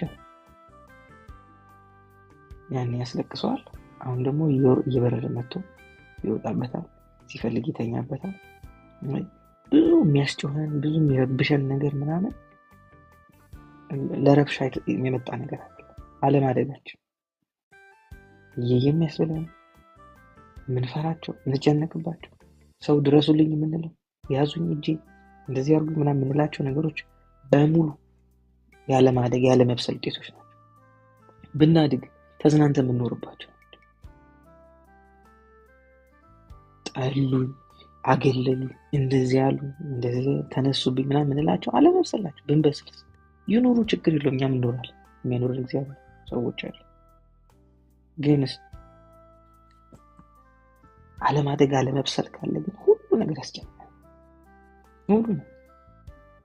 ሁሉ ነገር ይረብሻል። ለሌላ ሰው የተተኮሰው ራሱ እኛ አያስተኛም፣ እንቅልፍ ይረብሸናል። ምክንያቱም ደግሞ አለመብሰላቸው። ሰው ሲበስል እንደሱ የተረጋጋ ሰው እንደሱ ይበስል። ከዚህ ነው አንዳንድ ሰዎች ያለ እድሜው የበሰለ ሰው ነው። ለምን? ተረጋግቶ ለሁሉ ነገር ስለማይችል፣ ለሁሉ ነገር ግብግብ ስለማይል ምናምን ምን እናየውና ከእድሜው በላይ ነው ተረጋግቶ። በጣም የተረጋጋ ሰው ነው፣ ተረጋጋሽ ነች፣ እንደው ከእድሜዋ በላይ ነች ምናምን እንላለን። ለምን እንደዛ ነው? ብስለት ከብዙ መንቀጭቀጭ፣ ከብዙ መሯሯጥ፣ ከብዙ ስለሚጠብቅ።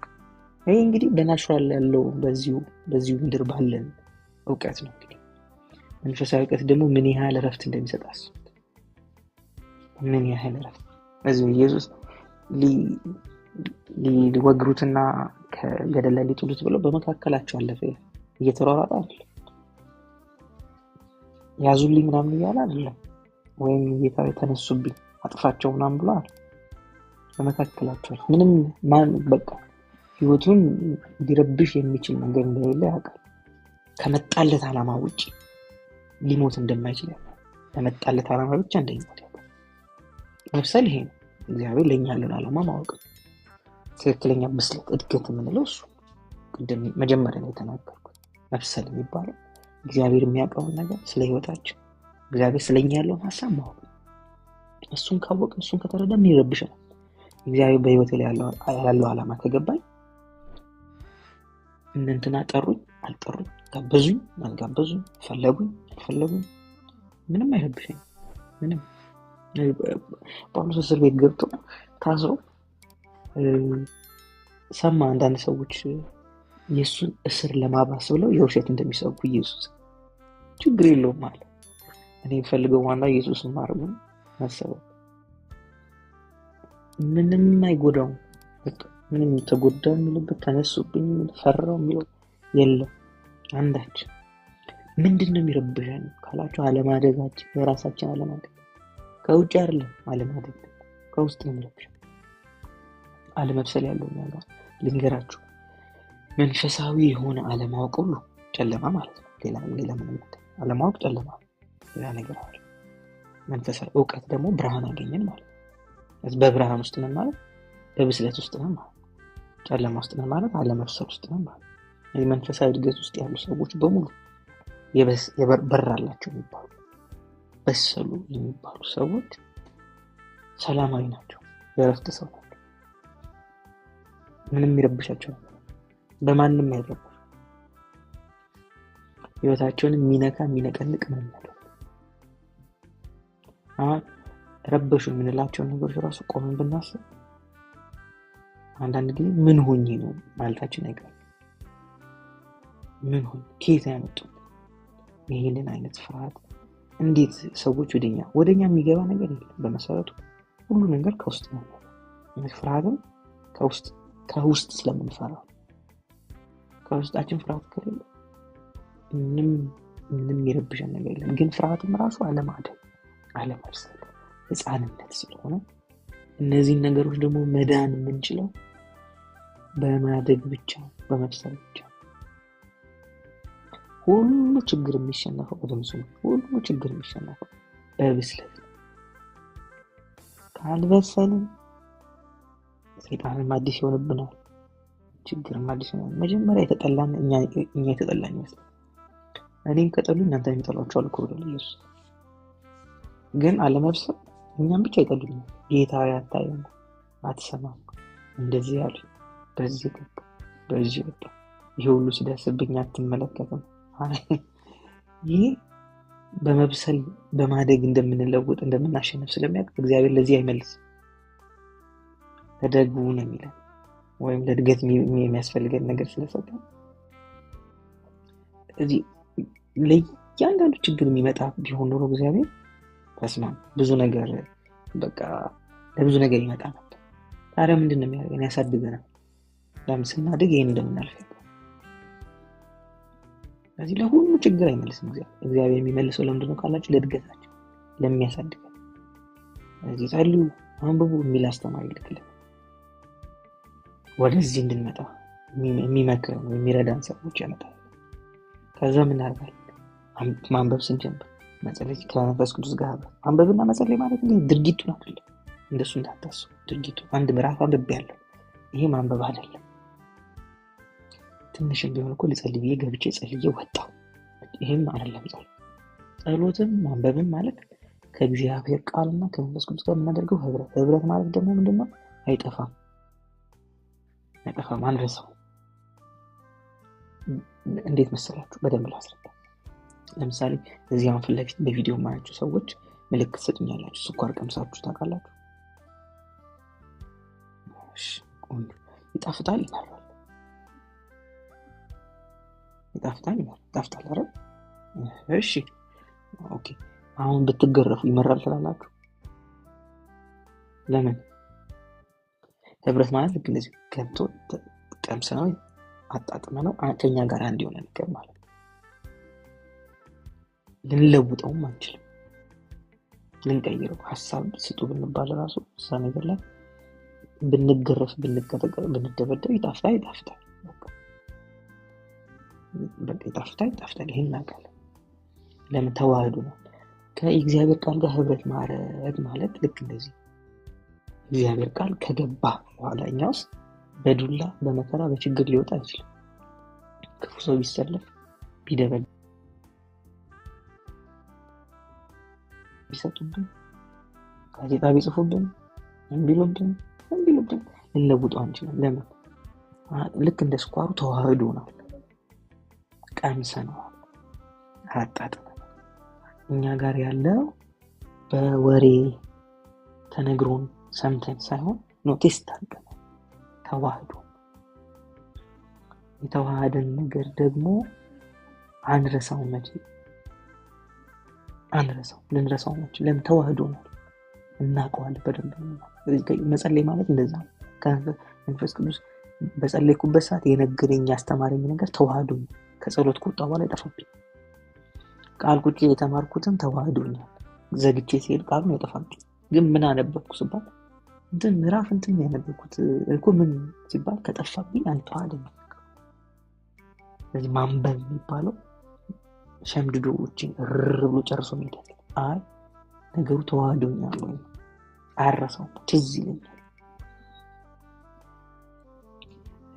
እድገትን ወደዚህ ደረጃ ለማምጣት የጠበቀ ህብረት ያስፈልገናል ከመንፈስ ቅዱስና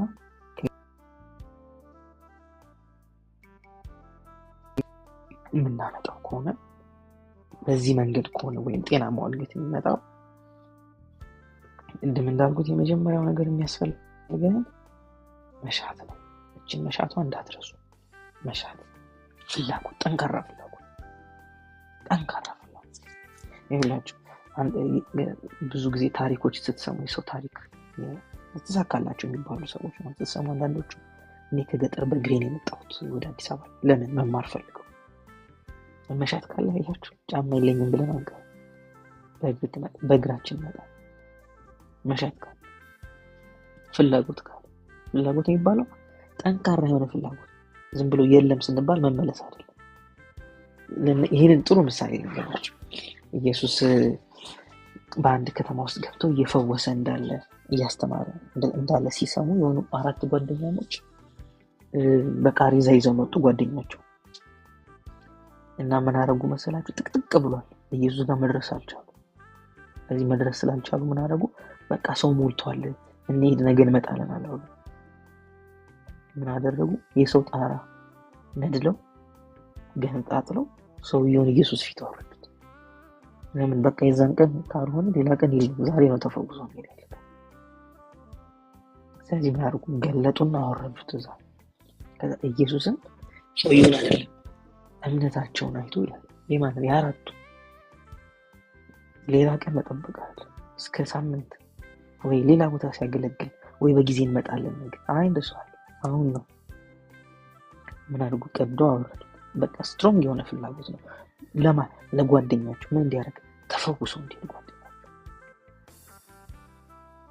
ልክ እንደዚህ ስትሮንግ ፍላጎት ካለ በቃ ምንም ምክንያት አይሆንም። ጓደኛ አልፈልግም ነው የምንለው።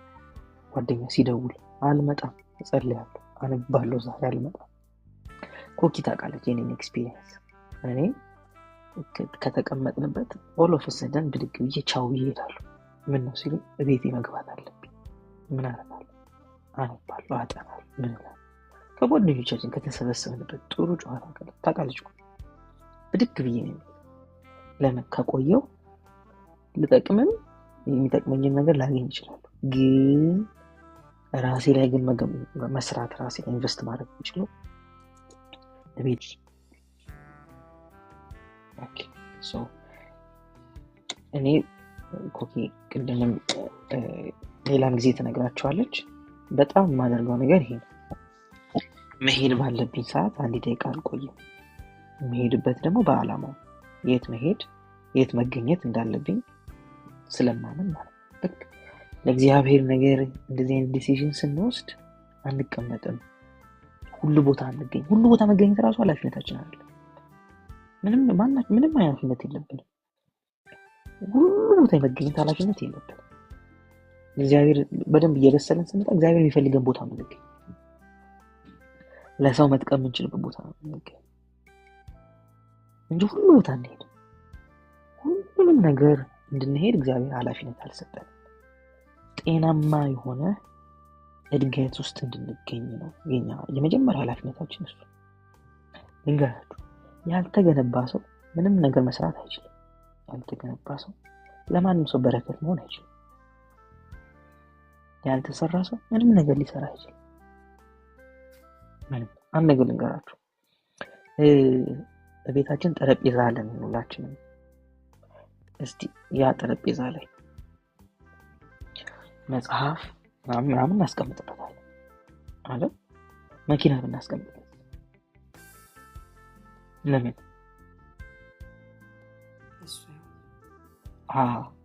ጠረጴዛው ለመኪና አልተሰራም። ይኸውላችሁ በእግዚአብሔር ቃል ያልተሰራ ሰው አገልግሎት ብንሰጠው፣ ትዳር ብንሰጠው፣ ጓደኛ ብንሰጠው፣ ምን ብንሰጠው ለዛ ካልተሰራ ያፈርሰዋል። አገልግሎት ከባድ ነው ይላል አንዳንድ ሰው። ለምንድን ነው ከባድ? ራሱን ለዛ መሸከም የሚችልበትን ብቃት አልሰራም ወይም አልተሰራም። በእግዚአብሔር ቃል አልበሰልም ያንን ለመሸከም። ስለዚህ ምን ይሆንበታል? ያጎብጠዋል፣ ይሰብረዋል። ኦር ቸርች ይላል ወዲያ። ከዛ ቸርች ውስጥ ያሉ ሰዎች ይላል ሁሉንም የሚረብሽበት እሱ አለመብሰሉን የሚረብሽበት። እየበሰልን ተመጣጣ ምንም የሚረብሽን ነገር ሁሉ እንዴት እንደምናደርግ እናውቃለን። ይኸውላችሁ ኢየሱስ 5000 ሰው ተከትሎት በአንድ ቀን የበተናቸው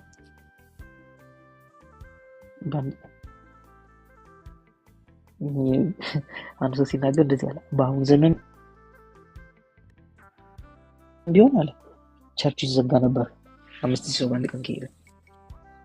ኢየሱስ ደግሞ የቀሩትንም እናንተስ መሄድ ትፈልጋላችሁ ያላቸው። እናንተ የቀሩትንም 12ቱን እናንተስ መሄድ ትፈልጋላችሁ። እነዚህ ደግሞ ምግብ ለይተዋል። አንተ የህይወት ቃል አለ፣ ካንተ ወዴት እንሄዳለን? እነዛ ምግብ ፈልገው ነው፣ እነዚህ ምግብ ፈልገው ነው። ምግብ ግን ይለያል።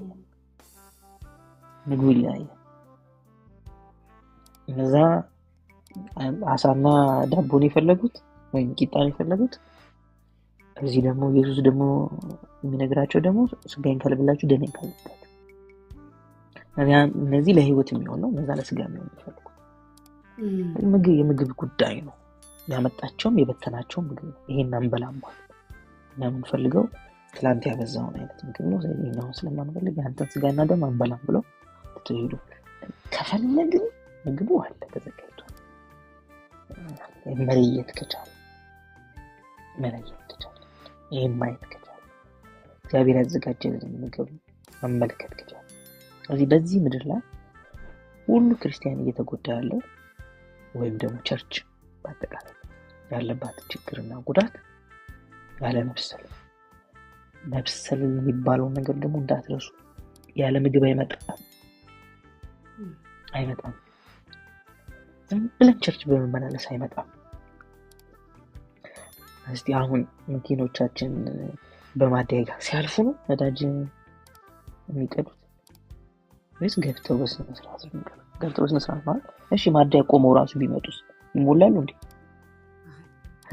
ቸርች ሄደው ስለመጣ አንድ ሰው ተሞልቷል የእግዚአብሔር ሐሳብ አግኝቶታል አይባልም። ቸርች ገብቶ ሌላ ነገር ሊያስብ ይችላል።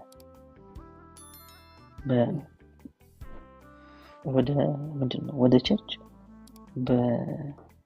በብዙ መልኩ መጥቶ ተቀምጦ ተገኝቶ ግን በአካል ላይ ተገኝቶ የሚነገረውና የሚወራው ነገር ግን ምን አደረገ? ምንም አይሰማም። ምንም ግንኙነት የለም።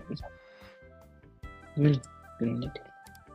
ስለዚህ ምን ቸርች ሄዳት ምን ተማራችሁ ሲባል ምን ነበረ? እንትና ነበር እኮ የሰበከው። እንትና አይደለም የሰበከው። ምን ተማርክ? ማደያ ስለደረሰን ነዳጅ ቀርተን ማለት አይደለም። በደንብ ጥብቅ የሆነ ግንኙነት ኢንቲሜት የሆነ ህብረት ያስፈልጋል ከእግዚአብሔር ቃል ጋር። ስለዚህ በመገኘት አይደለም ነው ማለት እንደሱ ቸርች የምትለወጠው ወይም ቸርች ውስጥ ያሉ ሰዎች የሚበስሉት ስለተገኙ ሳይሆን ምግቡን ስለበሉ ከምግቡ ጋር ግንኙነት ስላላቸው። ስለዚህ መንፈስ ቅዱስ አለ አብሮን አለ። በመንፈስ ቅዱስ እኮ መጠቀም እንችላለን። በየቀኑ እኮ እኛን ማስተማር ይችላል። ግን ፍላጎት ስለሌለ አይናገርም። እሱ ደግሞ ጮኸ አረብሽ ወሬ እያቋረጠ አይገባም። እኔ ልንገር እያለ አይገባም። እኛ ብንሆን ቆይ እያለ ያቋርጠን እንገባለን። እንደሱ አይደለም። ቆይ ልንገር ምናምን እያለ መንፈስ ቅዱስ ደግሞ በጣም ስርዓት ያለው በጣም ጨዋ አምላክ ጨዋ አባት። ስለዚህ ምን ያንገል አንኳኩተን ፈልገን እስከሚል ድረስ መንገድ እየፈለገ ራሱ እንጠብቀናል። ስለዚህ ልክ ለመስማት ስንፈልግ ደግሞ የዘላለም ነገር ይነገራል። ተመልሰን የማንመጣበት፣ ተመልሰን የማንጎዳበት፣ የማናዝንበትን፣ የማናለቅስበትን ነገር ይነግራል። ስለዚህ እንገራችሁ ምግብ አልጠፋም፣ መጋቢም አልጠፋም። የጠፋው ዲዛይር አፒታይት ተጠፋው። ለማምጣት አፒታይት ካገኘንስ መብላት ፍላጎት ካለንስ ቀርቧል። ምግቡ አስተማሪም አለ፣ መንፈስ ቅዱስ አለ፣ እግዚአብሔር የሰጠን ማስተማሪዎች አሉ፣ ቃሉም አለ። በቃ ይሄንን ጊዜ ሰጥተን ከወሰድን ከተማረ ከፈለገ አንዳች መንፈሳዊ ነገር ላይ እጥረት አይኖርም። መንፈሳዊ ነገር ላይ አንድም ረሃብ አይኖርብንም። ደስ የሚለው መንፈሳዊ ረሃብ የሚባል ነገር መሰላችሁ ብንበላም ምንም ጉዳት የለም፣ ኦቨርዶዝ የለውም። የሆነ ተበልቶ በቃ ከዚህ በላይ እንኳን ይበቃል አይባልም። አንደኛው ነገር እሱ ሳይድ ኢፌክት የለውም። እግዚአብሔር ቃል ዝም ብሎ ነው የሚያለመልመን። እንደውም በጣም ከእግዚአብሔር ቃል ጋር ህብረት ያለው ሰው አጥንቱም ስጋው የሚለመልመን በደንብ ያስታውቃል። ይኸውላችሁ ሂዱና ከእግዚአብሔር ቃል ጋር ያሳለፉ ሰዎችን የኋላ ታሪካቸው እድሜያቸውና እነሱ መልካቸው አይመሳሰልም። ከመንፈስ ቅዱስ ጋር ከቃሉ ጋር ጊዜ ያሳለፉ ሰዎች ምንም አይመስሉም፣ ከእድሜያቸው ጋር አይሄዱ። ምንድነው እንደዚህ የሚያደርጋቸው አገልጋዮች? ምን አይባል ምንም ከእግዚአብሔር ቃል ጋር ያለ ህብረት። ይሄ ደግሞ የምናገረው ስለ መወፈር ምናምን አይደለም፣ ስለ ኑሮ ምቾት አይደለም። የእግዚአብሔር ቃል ሲያለመልም በደንብ ያስታውቃል። የእግዚአብሔር ቃል ጋር ግንኙነት ያለው ሰው ለውጡ በደንብ ይናገራል። በደንብ ሁሉም ነገር ላይ ይታያል። ስለዚህ የምነግራችሁ አሁን ዛሬ ማወራላችሁ መንፈሳዊ እድገትን በተመለከተ ከሰዎች ጋር ተወዳድረን እንትን ደርሻለሁ የምንልበትን አይነት እድገት አይደለም። እግዚአብሔር ይመስገን ቆየው ከፈራው የምንልበት፣ እግዚአብሔር ይመስገን ቆየው ከተጨነቅኩ፣ እግዚአብሔር ይመስገን ቆየው በሰው ካዘንኩ የምንልበት አይነት እድገት። ከሰው ጋር የተገናኘ ከሰው ጋር የተቆራኘ ነገር አውጥተን የምንጥልበት አይነት ብስለት ነው ማወራችሁ። እግዚአብሔር እንድኖር የሚፈልገው እሱ ነው። ልንገራችሁ፣ ኢየሱስ የሚሸጠውን ሰው ይዞ ኖሯል። ሌብነት የይሁዳ ችግር እንጂ የኢየሱስ ችግር አለ። የሰው ጸባይ የሚረብሸን አሁን የኛ ችግር አድርገን ስለምንወስድ እነሱን ችግር እነሱ ችግር ውስጥ ስለምንገባ ነው። ይውላችሁ እኔ ካውንስል አደርጋለሁ ሰዎችን ቸርች ምናምን መጥተው እና ብዙ ነገር እሰማለሁ፣ ግን ችግራቸውን አልወስድም። የእነሱን ችግር ለምን እነሱ የፈለጉት መፍትሄ ነው እንጂ ችግራቸውን የሚካፈላቸው ሰው አይደለም። ለዚህ ሰው ሲያማክር ወይም ሰው ሲያዝን ሀዘን መካፈል አይደለም የሚያስፈልገው፣ ማጽናናት የሚፈልገው ሰው መጽናናት የሚፈልገው እንጂ እንደዛማ ከሆነ እንዴም ሀዘንተኛ ሆኜ ልሄድ እኔም ችግር ተሸክሜ አይሰዋል። መብሰል የሚጠቅመን ለዚህ ነው። የሰው ችግር አይበላንም። የሰውን ችግር አንወስድ። የሰው ሀዘን ተሸክመን ሳይሆን ደስታ አካፍለን እንሄዳለን። ሰው ተጽናንቶ ይሄዳል። ሰው በርትቶ ይሄዳል። ሰው ሀሳቡን ቀይሮ ይሄዳል። ስለዚህ የተፈለገው በስለን እኛ ራሳችንን ችለን ቆመን ሌሎች ሰዎችን ራሳቸውን ወደሚችሉበት መንፈሳዊ ብስለት ለማምጣት እንጂ በጥገኝነት እንድንኖር አይደለም። በቃ ልጅ ጥገኛ የሚሆንበት እድሜ የተወሰነ ነው። በጣም የተወሰነ። ይሄን ማወቅ አለ። በጣም የተወሰነ ጥገኝነት የሚሆነው አሁን 4 ዓመት ቢሆን ልጅ ትምህርት ሊገባ ከኔ ሊለይ ነው። ደግሞ ተወሰነ በቀን ውስጥ የተወሰነ ሰዓት ከኔ ውጪ ነው። ያ ማለት በጥቂቱም ቢሆን ከኔ ጥገኝነት ተላቀቀ እያለ ሳንታየው ልንኖር እንችላለን። የት እንዳለን እንተዋወቃለን። በቃ እንትን ነው የተባለ ልንኖር ይችላል። ራሱን ችሎ ደግሞ ከቤት ይወጣል። አሁን የማሳድገው እንደዛ እንዲሆን እኔ ጋር እንዲቀር አይደለም። እግዚአብሔርም የሚያሳድገን እንደዛ ልክ እንደ ኢየሱስ እንደኖረው ራሳችንን እንችላለን። ሐሳብ የእግዚአብሔር ሐሳብ የኛ ሐሳብ ሆኖ በዚህ ምድር ላይ እንድንኖር ነው እንጂ በእጅ መጫን በምናምን ሁሌ እድሜ ዘመናችን እንድንኖር አይደለም። እጅ መጫን ስህተት ነው አይደለም በብዙ ማለት እግዚአብሔር በደንብ ያስተምራል በቃሉ። ግን ለመቼ ነው? የተወሰነ ጊዜ ምን እስክናደርግ ወደ ብስለት እስክናደርግ ከበሰልን በኋላ ደግሞ እኛ ደግሞ ሌሎችን እጅ መጫን እናደርጋለን።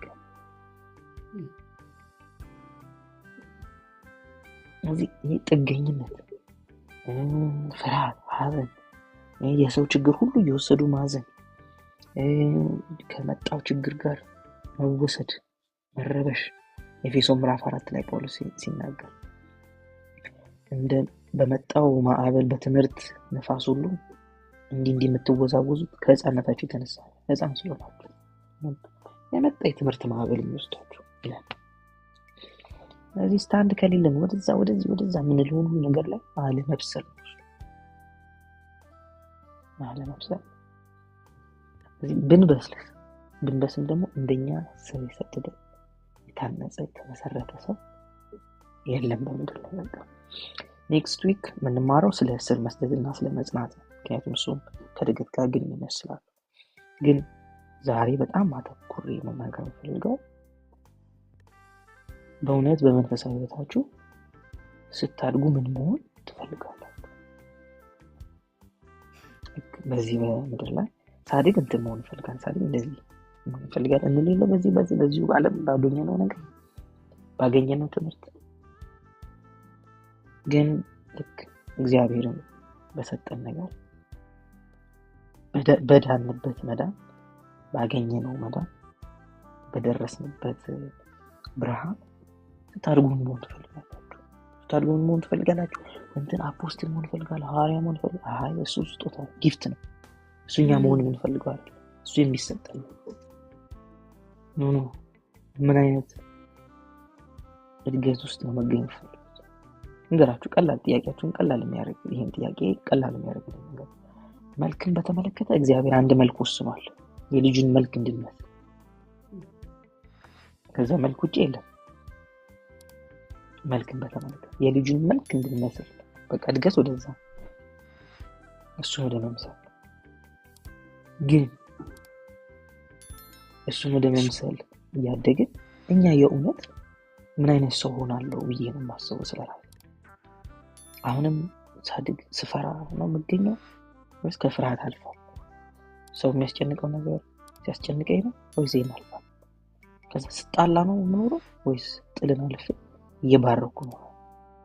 ቂም ይዤ ነው የምኖረው ወይስ ቂም? ለዚህ ነው ስታድጉ ምን መሆን ትፈልጋላችሁ የምጠይቀው፣ ስለ መንፈሳዊ እድገት። ስለዚህ ነው እድገት። ለዚህ እንዳትረሱ ለእድገት የሚጠቅሙ ነገሮች መሰረታዊ ነገሮች ተናግሬያለሁ። እድገት ያልሆኑትን ነገሮችን ከዚህ በኋላ በደንብ እንማራለን። ቅድም የተወሰኑትን ነገሮች ስላስቀመጥኩኝ ጤናማ እድገትን ደግሞ ለማግኘት የመጀመሪያው ነገር ረሃብ ነው ብዬ ተናግሬያለሁ። የተወሰኑትን ሀሳቦች አጽፌያቸዋለሁ፣ ግን እንደው ለእናንተ ምድል ልስጥና ወክሻዬ ሀሳብ የነሱን ሪፍሌክሽን እንስማና ምናልባት እንደው ስናገርም ትንሽ ጥያቄ የፈጠረበት ሰው ካለ እሱንም ደግሞ ጥያቄዎችን መመለስ ይችላለሁ። ወደ አንቺ ልመልስ ኮኪሻዬ። እሺ አባዬ ቴንክ ዩ ሶ ማች። እኔ የእውነት ስማር I feel the presence of God. እናንተን አላውቅም። like የእውነት መንፈስ ቅዱስ እያስተማረን በደንብ ሙቭ እያደረገ በየልባችን ውስጥ የሚያስፈልገንን እየሰጠን ነበረ።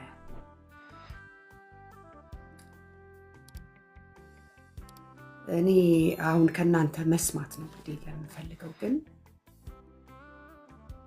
እግዚአብሔር ወደ ልባችን እየመለሰን ስለሆነ እግዚአብሔርን በጣም ባርካለሁ።